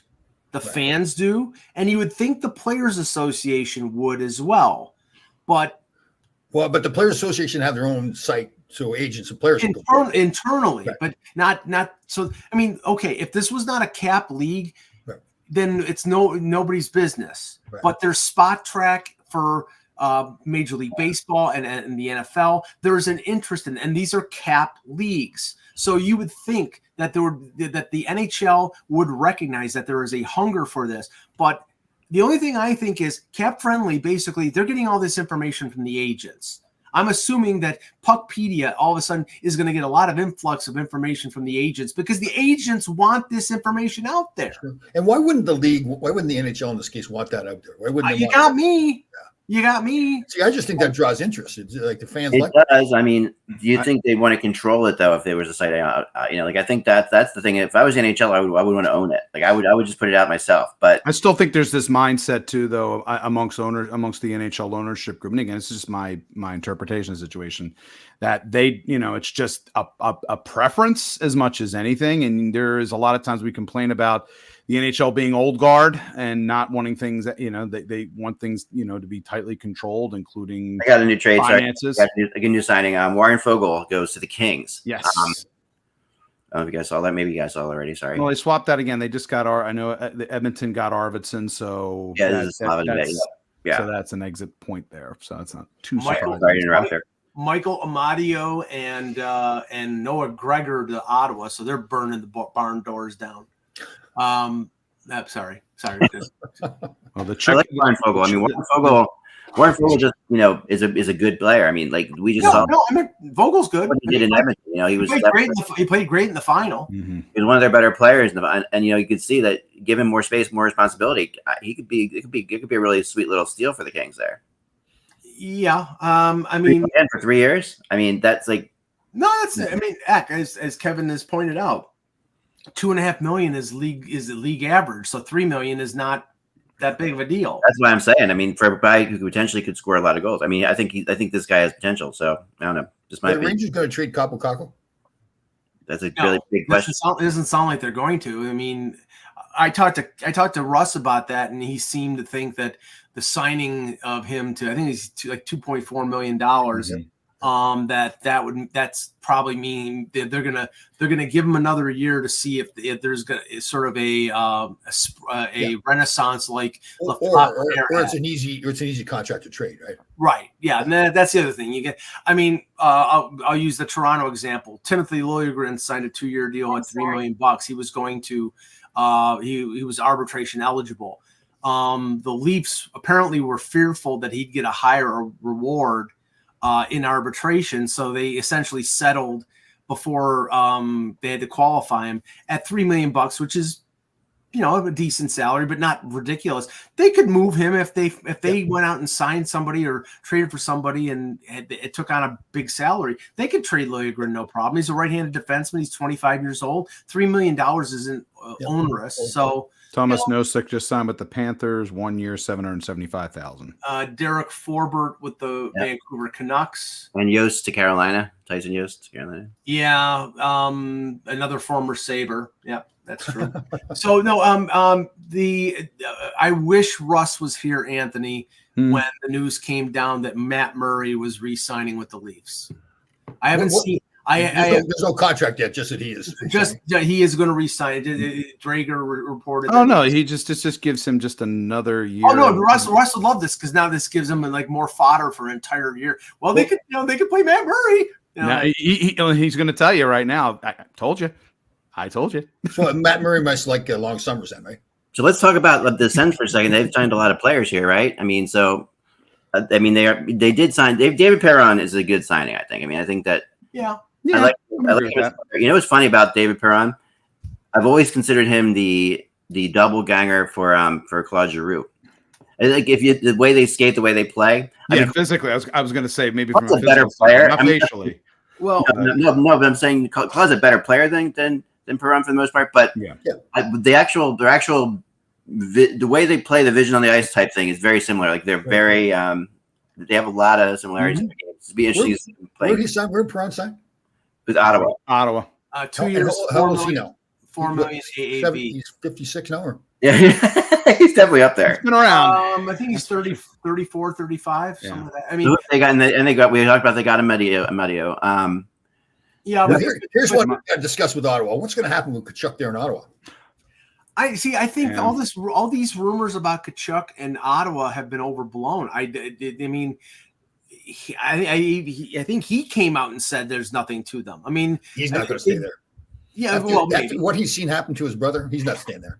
Well, you have to think that Florida is going to try to figure out a way to do this, right? Like, I mean, eventually, but I think at least for the next year or so, and I think what's he got left on his contract there? He just signed. He just signed a long-term deal. Yeah, he did sign long-term. So his intention is, I mean, based on right now, you know, his intention is to see things through. And the Sens seem to be making and to captain the team, but at the same time, I would say as well is that they're making their maneuvers right now. I mean, in terms of, you know, obviously they just moved Chychrun off. He's got 4 more years at $8.2 million. So I got a big one, Mike. I got a big rumor right now. You're gonna like this one. This is a big one, guys. This is from a good source in Toronto. Yeah. The Vegas Golden Knights have been talking to the Leafs about Mitch Marner today. Mm-hmm. How did they get that done though? They don't have a room on the cap, right? They could. It would have to be a deal. Like 6 guys get hurt. 6 guys get hurt.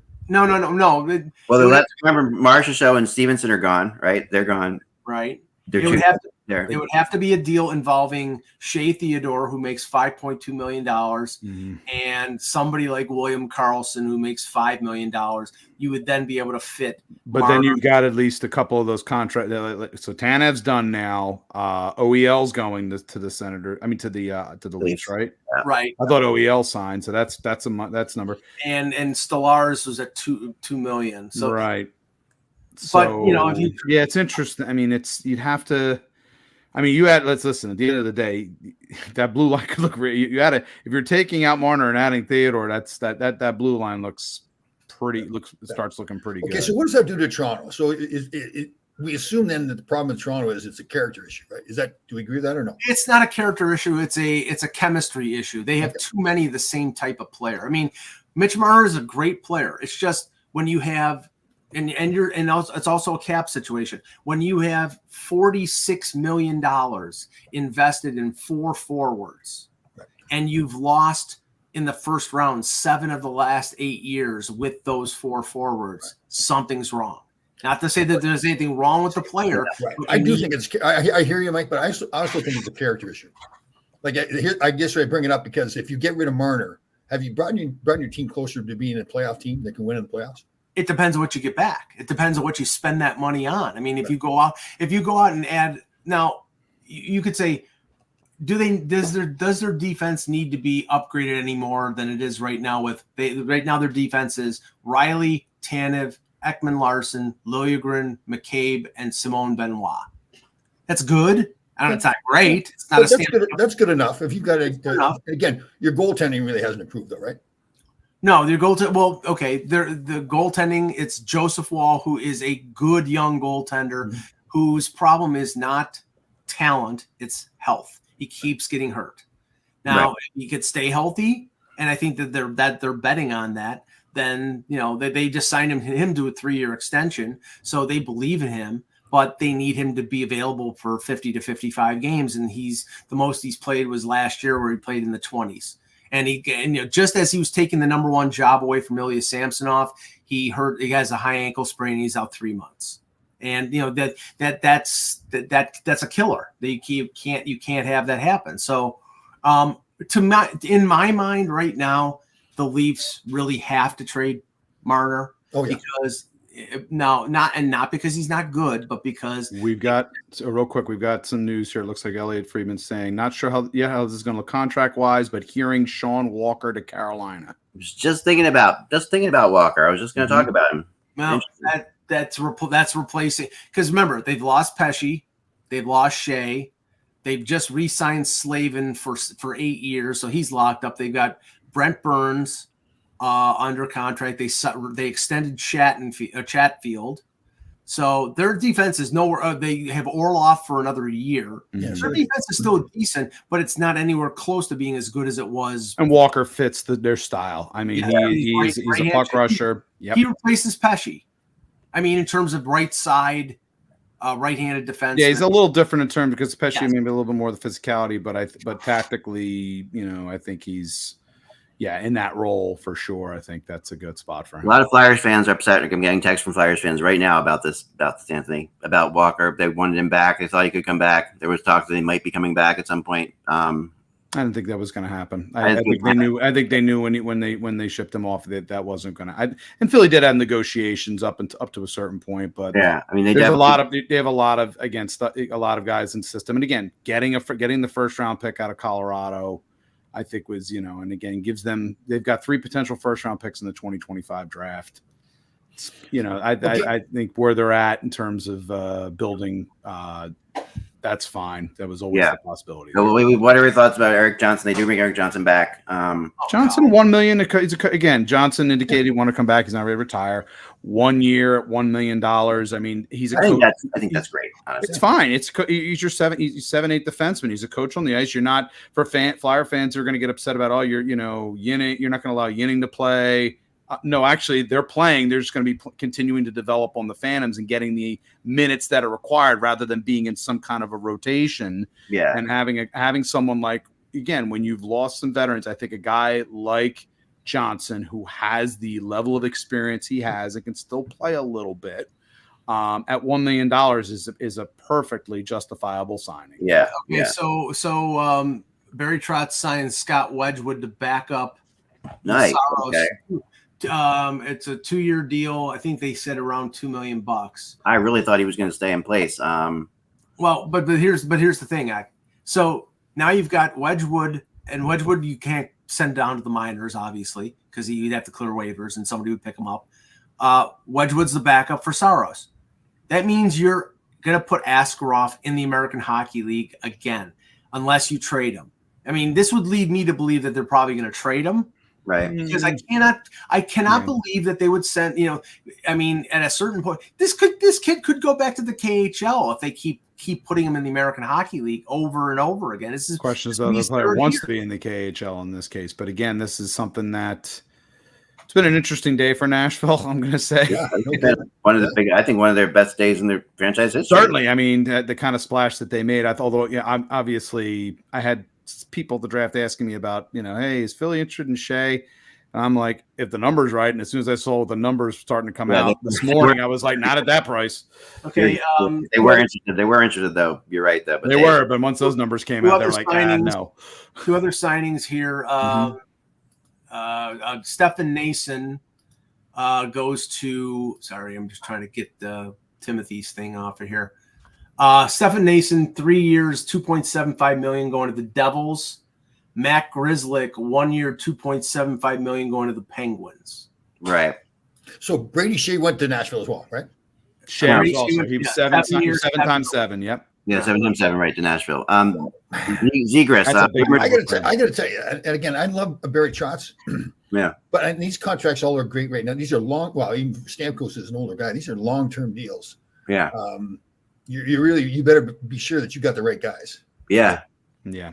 I think Shea, I thought it was a lot. Shea still got, it's high. I thought if you're going to go that many years. The term is yes and no. Again, if you look at him as a player, depends on how you kind of project him as he's getting into the prime, as he's getting into his prime years. That's a little bit of, it's certainly rich for my blood. As soon as I heard initially this morning, 6 million, I was like, and now that it's 7, yeah, that's a different story. And he's kind of a soft player. Like he's a little bit of a soft player. Like again, if you look at the teams that are winning Stanley Cups, mean, they don't have many soft guys in their team. They're competitive guys. You get Nashville, or excuse me, Vegas when they won, Florida this year, Tampa when they won, Washington they won. I mean, it's big competitive guys, and it's a high price for a support. What I would say is a high price for a guy that I view as a support defenseman. Right. Our buddy Ty Anderson is saying that the Bruins have some signings coming up. He's hearing because they've got some cap space. And there's a couple other signings coming up. Well, they've already made two big splashes. Already made the two big splashes. Yes, they have. Taking things away from Vancouver again with those two signings. I know, right? Both. That's the first thing I thought. Was just said they got Lindholm and they got Zadorov, and I was like, oh God, they're stealing guys. They're stealing from Vancouver again. What? So who's the team that's done more? Is it Nashville's done most stuff today? I mean, they made the biggest. I would say so in terms of a collectively in UFA. I would say those three signings. And I know I asked this before, but you guys think that somebody else would have given Stamkos that kind of money? Yes. On that term?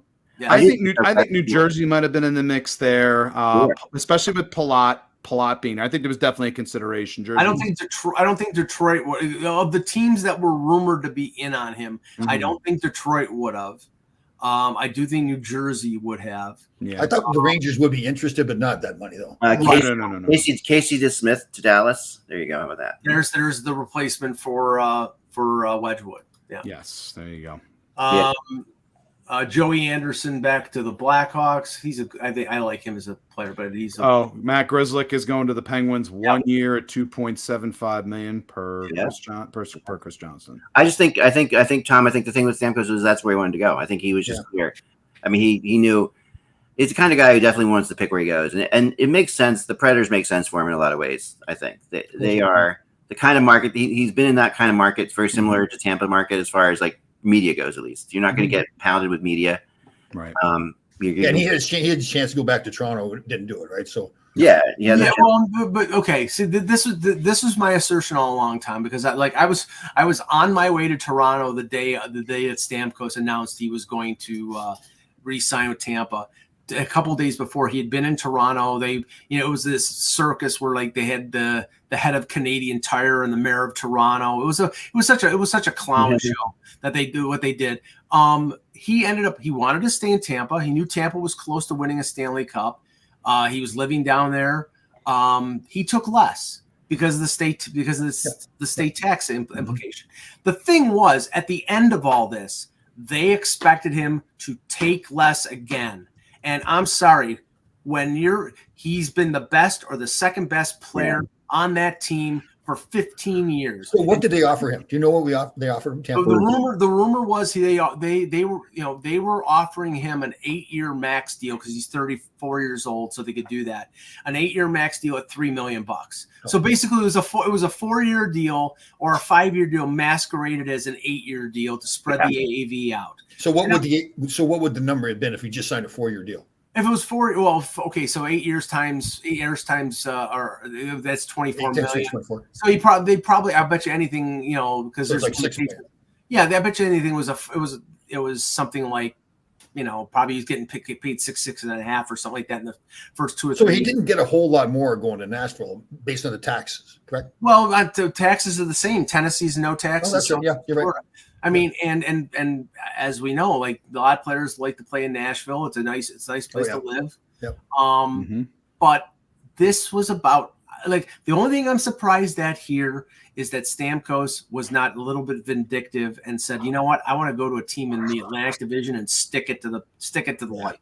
Yeah. I want to go to the Leafs. I want to go to the Red Wings. I want to go to the Bruins and play them 4 times a year and stick it. Because honestly, I would feel slighted by that organization. I mean, maybe he's a bigger man than I, but it's how it's presented to him too, right? Julien BriseBois seems like a gentleman. The times I've dealt with him, so if he's smart, he goes to Stamkos and has a discussion with him.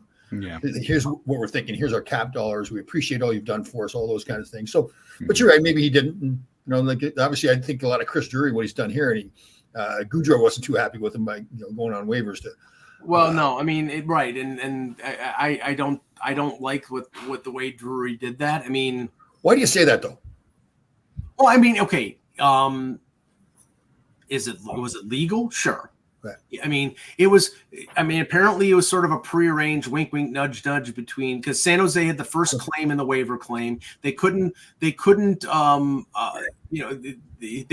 him to the minors. There was either buyout, which there was a lot of talk about, or trade, and he had a limited no trade, and it could block it to San Jose. So the only way they could get him to San Jose, who I'll claim him. I'm the first claim. We were looking for good veteran guys to put around Celebrini, and that was the way.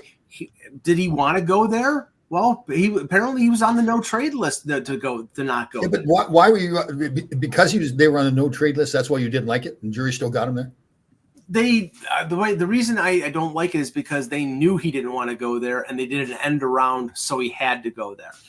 Yeah, well, but listen, I was playing for the New York Rangers, got traded to Los Angeles Kings. Right. I mean, I ultimately loved playing for the Kings, but I didn't want to go on the other side of the country. Right, and as Zach can attest to you, because he's been in Northern California a lot during his time during his life. San Jose, San Francisco. There are worse places to live. Yeah, totally. But he's been there. He's been there already. They traded him to Tampa Bay a few years ago. He signed with the Rangers. I think he had a great playoff for the Rangers, and I think they did him dirty.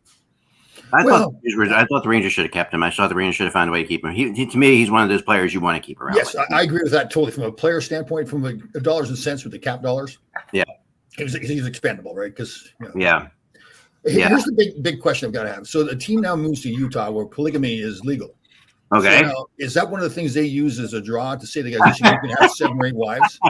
No, but if you get divorced 7 times, Tom, then you're good point. And you're the wives charity benefits are going to be huge. They're going to just have they're going to have so many wives. Can you imagine the wives' lounge? They have to have like a football field for all the wives there. Is polygamy actually legal there? Of course, I checked it as soon as I saw the team move to Utah, and yes, 2 years ago. As soon as you saw the team, the wives' lounge is as big as Sphere. Not about.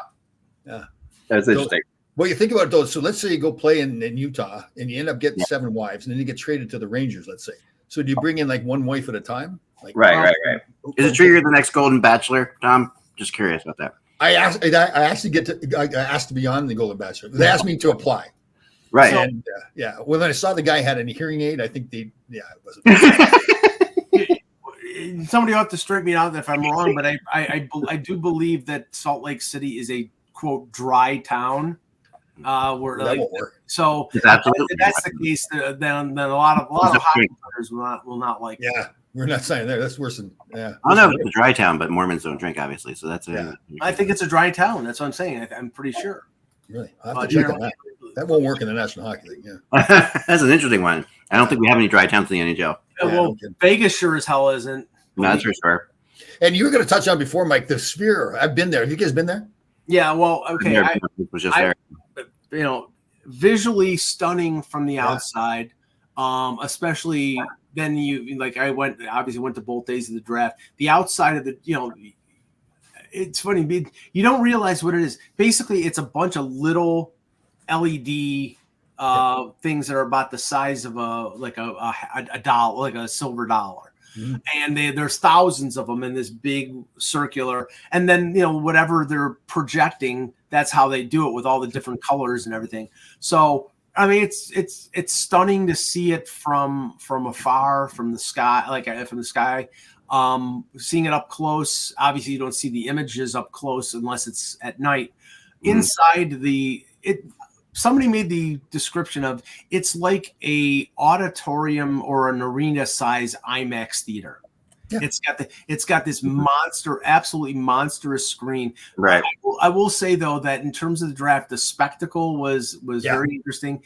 The setup, I don't think. I mean, there were certain challenges to it. I know that some of the media didn't like the fact that a lot of the interviews were on the 5th floor. And most of the media were down on the 1st floor, and a couple instances where I was up on the 5th floor all the time, and a lot of the media tried to get up to the elevator and get up to interview players, and the players were already gone by the time. There was a couple moments that happened, not too many, but it definitely happened. I know one time, I think with the Chandler Stevenson 7-year deal with Seattle. Seattle, okay. Went to How much? Seattle. You know the dollars? Not yet, just popped up. All right. Well, that's a good move for Seattle. They needed that. I thought, here's a guy, Anthony, that I thought the Flyers should have thought about. Like, I really thought that the big thing about Chandler Stevenson to me is, you know, he's a much better center than people realize. He's a much better player than people realize. And also, the Flyers do have to come up with a center for Mitchkov. You know, and no, they do, but I think they want to kind of. So what is Stevenson's age? Stevenson is 29 or 30. 29, 30 years old, and we need to see what his cap number is. Yeah, the Flyers are still very. I'll make a guess. I'll bet you it's 7 years. I'll bet you it's probably $7 million. $5 million. They're not going to do that. They're still in a cap spot right now. I think the only way they're going to be able to do. The only way the Flyers, and Briere said this to us, obviously on day 2, is the fact that they thought in terms of just free agent signs that they were going to be relatively quiet. Yeah. I think the main way they're looking to upgrade the center position is through trade. That's it. Because they want money coming. They want money to go out and then be able to acquire player. And they're looking at it in a younger age bracket so that player can, whoever that player they might bring in. They kind of grow together with Mitchkov. Anthony, they bought out Atkinson. They did. I felt like a couple of years ago, like he was running the show there, wasn't he? Like he was. Yeah, right. He was initially, but he had again his injury, obviously, and him coming back last year. But I think it just got to the point where the Flyers are still in a cap crunch from the previous contracts that they had, and that buying out Atkinson bought them some space, but it's just enough for them to kind of have some maneuverability, but not to the point where they're going to be players on anybody today. Does this go all the way back to Chuck Fletcher? You think he? Yeah, it absolutely does. These are definitely contracts they're trying to basically, they're still in the process of cleaning up things. I mean, Briere said it to us. He said, "We're quote when it comes to the salary cap, we're not out of the woods yet." Right. Yeah, I mean, what Fletcher did in both Minnesota and Philly, but there's both those teams behind the 8 ball. He goes, his Chuck's thing is that he comes in to kind of be sort of and in this case, he was trying to finish what Ron Hextall had been building, right, and trying to, as we were getting close to the end of Claude Giroux's tenure, put a team around for a push, and. Again, the first year with Alain Vigneault, that team they would up until the time that until COVID happened, that team was on a pretty good run. But the following season, things fell apart. Obviously, the relationship between the coach and everything. Yeah, Chandler Stevenson, 7 years, 6.2. Definitely not going to be touching that, Eck. Really definitely not touching that. I know. Center, baby. They need that guy. They need You like the player, but it just doesn't match between age. And he's 30. So we're talking about till age. Definitely not happening. Definitely not happening. You still have Sean again. Couturier is still there, although you would probably want him playing a little bit further down in the lineup. They still have they've got Frost. Paling obviously is on a very cost controlled, low cost, but he's perfect in that fourth line, third, center role. Yeah. They need like one guy. They need like a center that can kind of solidify the rest of that. If they keep Frost and add another player. I am all for keeping Frost. I honestly do believe in Frost. I'm one of those guys who believes that he plays better with skilled players. I think no question. When Frost the Frost Giroux combination, which was short lived but was there, showed what Frost can do. He's got things like when he's been in extended runs, and if he's playing with skilled players, yes. I would agree with that. But I also know that they, I know there have been some reports of of them potentially shopping. Oh yeah, for sure. Because again, they're missing size down the middle. They really are. It's one of the reasons why I don't know where things are right now. I mean, the Shane Pinto situation in Ottawa. Do I think that's a player the Flyers are potentially eyeing up if he looks to get to a trade? The answer is yes. Right. But I'm sure there's a lot of teams that will probably going to be in on Shane. Hey, Anthony, what happened with the Couturier thing when he got benched there by Tortorella? Just they wanted to play at a certain pace. The problem I think was that he Torts really rode Couturier hard at the start of the season, which I think was a mistake. I think they needed to not pile on the minutes so soon on him coming back from 2 years with a back injury. Asinine. And it was a kind of a strange thing too, because it was literally only a week or two after they named him captain. Yeah. That kind of fell through. But we also know Torts has had, gone back and forth in what the demands are with the player. And I just feel like you have two very stubborn individuals. Sean's, Torts is Torts, right. Sean is Sean. And if they just weren't getting it, that's what the situation it's the wrong kind of player to pick on, though. That was the issue I had. He is. I think it's something. I think it was something that certainly caused people in the room to kind of go. Yeah, I mean, Couturier's, dad was a famous coach. He was famous. So Couturier definitely is one of those guys he plays like a coach wants you to play. Like he is. Yeah. That is his game. But it's also, again, when you're a team that's playing a certain style. And I feel like physically it was a case with him where, and this is, again, I do put this at Torts' feet, is the mistake I believe was that you were playing him way too much. Yeah. Torts' theory is, of course, that you're trying to get points at any point of the season. So they were getting points early in the season by using him in that manner. But, there was diminishing returns for a guy coming off 2 years with a back issue. For sure. Yeah. What do you think Danny Briere and those guys are going on Torts? What are you doing? I mean, the GM's handle there, Yeah, it's going to be interesting, certainly this year. Again, especially with Matt, whenever they get things squared away with Michkov coming over, that relationship's going to be a fascinating one to watch. Yes. I just thought, again, it's at least, certainly he's going to be coaching this year, Torts, at the minimum. This is now going into the third year of his contract, I believe. That's pretty long for him in one place. Yeah, exactly. Well, you have to remember, he was in Columbus for a while. Yeah. No, one of the signings that Ty may have been talking about, former Anaheim Duck Max Jones signing with the right, there you go.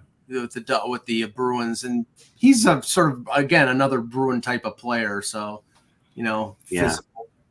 Anthony Duclair to the Islanders, and Zach Aston Reese to Vegas. Anthony Duclair to the Islanders. Wow, he's been around, hasn't he already? I like that though. I like that. I like that. Here's one that I'm wondering about. Washington gets Pierre-Luc Dubois. Wow. Yeah. It has not been confirmed yet, but there is rumblings. Yeah, from Stefan Rossner. That was his piece where he said about Anthony Duclair and Islanders. Nothing to confirm yet. Okay. But Eck, would you have done Pierre-Luc Dubois? No. Yeah.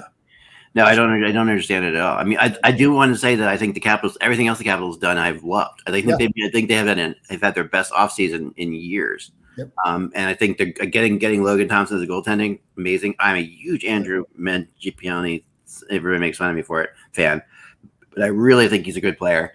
Well, they acquired Dubois. They trade for ex-boy Andrew Mangiapane. They just signed Brandon Duhaime, who was with Colorado after playing most of the year with Minnesota, big physical forward. Matt Roy, 7 years, $5.5 million, and they trade for Chychrun. You add that to Carlson, Sandin, Trevor Van Riemsdyk, Ferravari, and Ethan Bear on defense. They put themselves back into things. Put themselves back into this. But the Pierre-Luc Dubois thing, though, that's a room killer. I mean, that's the thing. You just don't know, like, what are you going to get from him? I mean, the weird thing is, here's a guy who everybody knew he wanted to play in LA. Like, he goes. Yeah, he got there, but then. And then it just doesn't happen, right? So it just doesn't My click. only problem is, though, like, what's he making, like $8 million or something? 8. Yeah. So the other guys are saying, like, if he continues to dog it the way he has, the other guys are going, what? Like people want to kill him in practice. They want to kill him. It's just like. Well, this is the moment, I think, for PLD. I think because he's been able to call his shots wherever he's wanted to go for the most part, going from Columbus, going to Winnipeg, and then getting the deal to Los Angeles, and now he's getting shipped to Washington. I mean, there's an opportunity here for him to rehab. It's got to come from within with him. But then, like, I see it as every incentive for him to just float, because he doesn't want to be there. He's got the big contract. He's got his money. He's going to get it no matter what. I hope he just becomes somebody's. Yeah, I mean, he's going to be floating around. Then I like their coach. I like the Capitals coach a lot. I think he could. No, I like Carberry. Yeah, Carberry is a good coach, and it may be a case where they can come to a way to motivate. Yeah. maybe Ovechkin, being around Ovechkin, maybe who knows? There's some things that could help him. Maybe. I mean, he's got a ton of skill. He's shown it at times, but he's really been incredibly disappointing at other times. So it's just it's the effort, right? It's just the skill is there. There's no question. It's like that's always been the concern with him. So I always equate him and Ryan Johansson together. Like to me, they're two guys they're just both have all kinds of potential. But the Flyers actually have Ryan Johansson now. So Mike, do you have a Leafs jersey in your closet or something? No, not anymore. I'm not a fan anymore. I can't be. I was a fan in my youth, but I can't be. I'm a reporter, so I can't be a fan. So let me ask you this: if Matthews is in the lineup, will they ever go past the first round of the playoffs? Yeah, I mean Matthews is not the issue. Yes, he is. Oh, yes, he is. No, You think he is? I don't think he is. I mean, this year, like he played this year. He played well in the playoffs. He bailed on the team in the playoffs. No, he got hurt. I mean, yeah. All of a sudden, within 2 or 3 days, he's back playing. He bailed. I'm telling you, you won't win with him. No, you won't think so. I'm not. I agree with Mike more on this one. I'm a Matthews fan. I think that. Well, listen, skill wise, obviously, there's no question about his skill, but I don't think there. Honestly, I do not think there are character issues when it comes to Matthews. I did have issue. Oh, Matt Dumba to Dallas. Okay, and Hathaway extended by the Flyers. The Flyers extended Hathaway. Yeah, the Flyers extended Hathaway. Okay, yeah. I didn't. I was not like if you had asked me last summer who I would have traded between Nylander and Marner, it would have been Nylander, but it would have been because Nylander had no trade protection or limited no trade protection. Not to say he's not a good player. A lot of Leaf fans will point out that Nylander has come through in the playoffs and scored in the playoffs, and he did this year, but he had migraine headaches for 3 games. So like he was out for 3 games because of migraines. Matthews was out for 2 or 3 games because of an injury that come on, he had a sore stomach. No, it wasn't that was proved to be bull. It was not food poisoning. What was it then? They won't. He didn't say. He didn't want to say. Have you ever heard of Patrice Bergeron? Yeah, sure. I know he played with a punctured lung. I mean, don't get me wrong. It's like there are reasons, but there are certain players that have higher pain thresholds. I mean, hey, right now a lot of Leaf fans want Mitch Marner gone because Mitch Marner has not performed in the playoffs. Yeah, I do want to get back to Vegas for a second because I was trying to stir the pot with Mike there with the Leafs. I know. I like it. Go ahead. It's a hot take there. Very hot take. No, I mean, I often disagree with Mike about things about the Leafs, but I do agree with him on this one. I am not there, but I do think that it's interesting with Vegas losing guys like losing Stevenson, losing Marchessault, sorry. And not really adding much yet, right? Like they haven't. This is a team that generally does not let that happen. They are a team that is all about publicity and bring something in. So that leads me more towards the thought of a Marner type trade happening. Like I think that they don't. They're all about the PR about things. This is not a good July 1st for them. And it's where it is. Right? Needless to say, okay. They're losing Marchessault, who's an original Golden Knight and a big scorer for them in the playoffs, and a scoring winger. You're probably going to lose Shea Theodore next year in free agency because they're paying him $5 million, and he's probably in this market an $8 million defenseman. So they need to replace scoring. And Marner would make sense, but I don't know how that deal works. They've been good at finding a way to make deals work. In the past. They find ways, and they're and they're LTI friendly, LTIR friendly. Yeah, but they can't put Mark Stone on LTIR for the entire year. Yeah, no, and they can't. But so he's done that 2 years now, right, Stone? He's gotten hurt 2 years. Yeah, yes. No, this year was legit. The last of them wasn't as much to me, but then who knows? We don't know. They stretched it out. That's what they did. Yeah, they definitely stretched out when he can mysteriously show up for game 1 of the playoffs. That's always kind of weird. But I do think that the biggest problem with CBA is that we have this that there's for some reason no salary cap in the playoffs. I don't understand that. I don't understand why that's the case. I don't understand why we do that.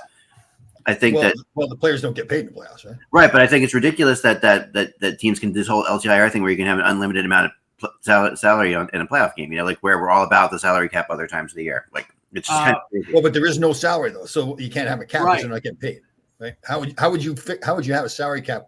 How would you figure that out? I mean, are you going to base the salary cap in the playoffs on the salary cap of the regular season? Yeah, like I would say you still have to have the reason for the salary cap is to keep salaries down for sure, but it's also to keep teams relatively even. Like the idea of like we'll never agree on this because I'm telling you right now, part of the game that entices fans is what they do at the deadline. There should be looser restrictions to make trades possible. No, I'm fine with that. I've long said that my best idea that's never been taken by the NHL, and they've taken most of my good ideas, but the best idea that hasn't been taken by the NHL is that you should be able to trade for one player whose contract's expiring, like it's like they're called like the Ray Bork rule, that doesn't count against your salary cap. So like if there's an expiring player who's like playing on a team that's going nowhere and that player wants to take a chance to run to the cup or whatever, you should be able to get that guy to a team that has a chance to run to the cup, and you should get that team that he's coming from something for it. To me, there's no reason that we couldn't do that. Just have like a one player per team that doesn't count against the cap thing. That would be fine. And that would definitely increase interest for all of us. It would be good for HockeyBuzz, that's for sure. Yeah. But I don't like the way the LTIR seems it's so ridiculously manipulatable. Ryan Lomborg, 2-year contract with Calgary at $2 million. $2 million, and this is an energy forward. So, right. To go back to the LTR, I think the question I have, and I love Stone as a player. Yeah. But somebody told me I was going to miss 2 full seasons. Yeah. I guess I get a chance to win the Stanley Cup, but I wouldn't want to do that. And maybe that's selfish of me, but I want to play. But no, the guys don't want to sit on the bench, like you said. But guys don't want it. I mean, but the LTIR is so easy to abuse. Like it's so easy. Right, and they may change that. It's starting to be abused now, right? I mean, every player, this, Tom. Every player can say they have an injury at any time. Yeah, something's always going on. They're always hurt in some way, shape, or form. And no one's perfectly healthy. Like so, you can definitely get any player to be with a doctor, and the doctor tell him he shouldn't play. Like that's the reality of it. Yeah. No, it is a tough one. Yeah, but again, it's really just over the last 4 years it's starting to be abused. Yeah. So no, it's really gotten. It's really now. And let's talk about Stamkos 1 second before we get out of here. I think we should wrap up pretty soon.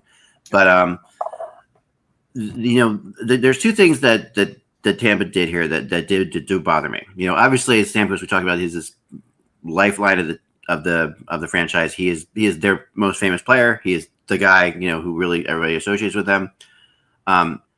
They go out and they do all these other signings and let him sit there and let him watch them sign all these other players while they're not even talking to him. They let him. Then they give him a half-ass deal basically. Maybe they thought it would work, but it obviously didn't. And then they turn around and they trade. They make this big trade, of Sergachev over the draft. They trade Sergachev after signing, the defenseman from Nashville, right? Sorry, McDonough. Yeah, McDonough. They signed McDonough. Why would you sign McDonough and then trade Sergachev? Like, how does that make any sense at all to me? I don't understand the reasoning in this and where they're going with this, Mike. I mean, you say that they have if a guy's a 3, in the beginning of his age, they're not going to keep him around. I get that, but I do think that this will affect the future. Like Tom, you played in the league, right? So players now take note of what Tampa's done to Stamkos here, don't you think? Well, we had this discussion here in New York about Goudreau, the way he was treated, and potentially Trouba. Listen, like I said, there's been certain, like Brian Leetch got traded at the end of his career after all the things he did, and people could have said, "Well, I'm not going to." They're going to treat Brian Leetch like that, right? Guys think of themselves. When it comes to like what is right for my career, where do I get a chance to win the Stanley Cup? They think of themselves. Yeah, sure, they do, but I think Leetch approved that trade to Toronto because Toronto had a chance that year to win the Cup. They were loading up that year. Well, there's something. Then you may be right, Mike, but something else. He's bitter towards the team now. Now you may be right. It may be something else he's bitter about. There's other things. There's lots of teams. Marcel Dion. I got traded for Marcel Dion. I think he wanted to be a career Ranger, and he was probably pissed off at that. Right. But yes, I mean the idea here is to let a guy like Stamkos go and bring in like, how much, I like the guy they brought in from Pittsburgh. I like, Gensel. But it wasn't about Gensel. It was about Hedman. They had to make a choice. Mm-hmm. They had signed Point. They had signed Kucherov. Right. They had extended all these guys. What was the common thread between Cirelli, Sergachev, Point, Nick Paul? All these guys, they sound like 8-year deals. They're all 25, 26 years old. All the guys who were 30 plus, Palat, Killorn, McDonough, now Stamkos, Gonzo, every single one of them. So the book is, if you're 30, go screw yourself. But then they bring McDonough back. Like they brought McDonough back, but they brought him with 2 years left. And I said the same thing when we were at the draft and we heard about the Sergachev deal. And all I can say is that when I was told an explanation, they said, well, it was not an on the ice problem. So, maybe he needs a new start in a new. That's something we don't know. I mean, that always is the case. We never know. I don't know. I can't say it for sure. All I know is Utah needed a number one defenseman. Sergachev is locked up for 7 years. They were able to trade him there. For them, it's a good deal. For Tampa, they got J.J. Moser, who's a decent young player. Geeky is a good prospect, and they got a draft pick. So they needed cap relief and they needed bodies, and they traded Sergachev. Yeah, if you're going to use a locker room thing against Sergachev, which you might want to do. Right. Stamkos. Again, I bring up Stamkos. Like, there is no better player in the league. It's like, no. That's what Kevin said. What Kevin said, you can have a structure, you can have, this is the way we operate, A, B, C, D. Yeah. When it comes to a star player like Stamkos, you throw out the book. Now, to me, if the report is true that they offered him an 8-year deal at $3 million, then shame on you, Tampa Bay. Well, but that was done for the purpose. That was done for us to say, okay, we made him an offer, and he refused it, right? Right. They made an offer. Right. But they knew he would refuse that offer, and that they knew he would refuse it, but they had to say they made it. But even then, it feels weak in terms of, like, here's a guy who, Yeah, you know what? I agree with you. But if you look back in history, look at the Islander teams moving Clark Gillies off, the big role he played on those teams. It's just, I think teams make a decision. Listen, we need to move off these players, whether it's fair or you like it or not. They need at some point, and that's, I hate to say it, it's kind of good management to say this is a brave move. People are going to be mad at me for doing it. The players are going to be mad. Yeah, and the focal point changes too, Tom, as well. I mean, you have everybody knows in Tampa the focal point of Tampa's squad now is Nikita Kucherov, Braden Point, and others that are in, and Cirelli and those players in the mix. You do have to eventually transition and evolve. Yeah, because all the things Zach is saying about how popular he was, he takes up a lot of space cap-wise. He takes up a lot of space in the locker room. And he's an older player now, so it's like the new guys have to come along. So I agree with you. Yeah, I kind of wish they wouldn't have given him that offer. That's insulting. It's almost to say, listen, we can't come to an agreement, and we got to move on. Brendan Smith is going to Dallas. That's another thing that's just coming out. The Matt Dumba deal was $3.75 million for Dumba on a 2-year deal. Brendan Smith. I mean, Brendan Smith is a 7th defenseman, 12th forward. So I think that's a good signing, really. Right? You get an extra guy. Yeah, actually, he's a guy. I usually like what Dallas does. I mean, I think that he's a really good GM, and there's no question about it. He also wanted a shot at Stamkos, but I guess Stamkos didn't want to go there. The Sabres have signed former Philadelphia Flyer Nicholas Aube-Kubel. So there seems to be a Philadelphia Flyer.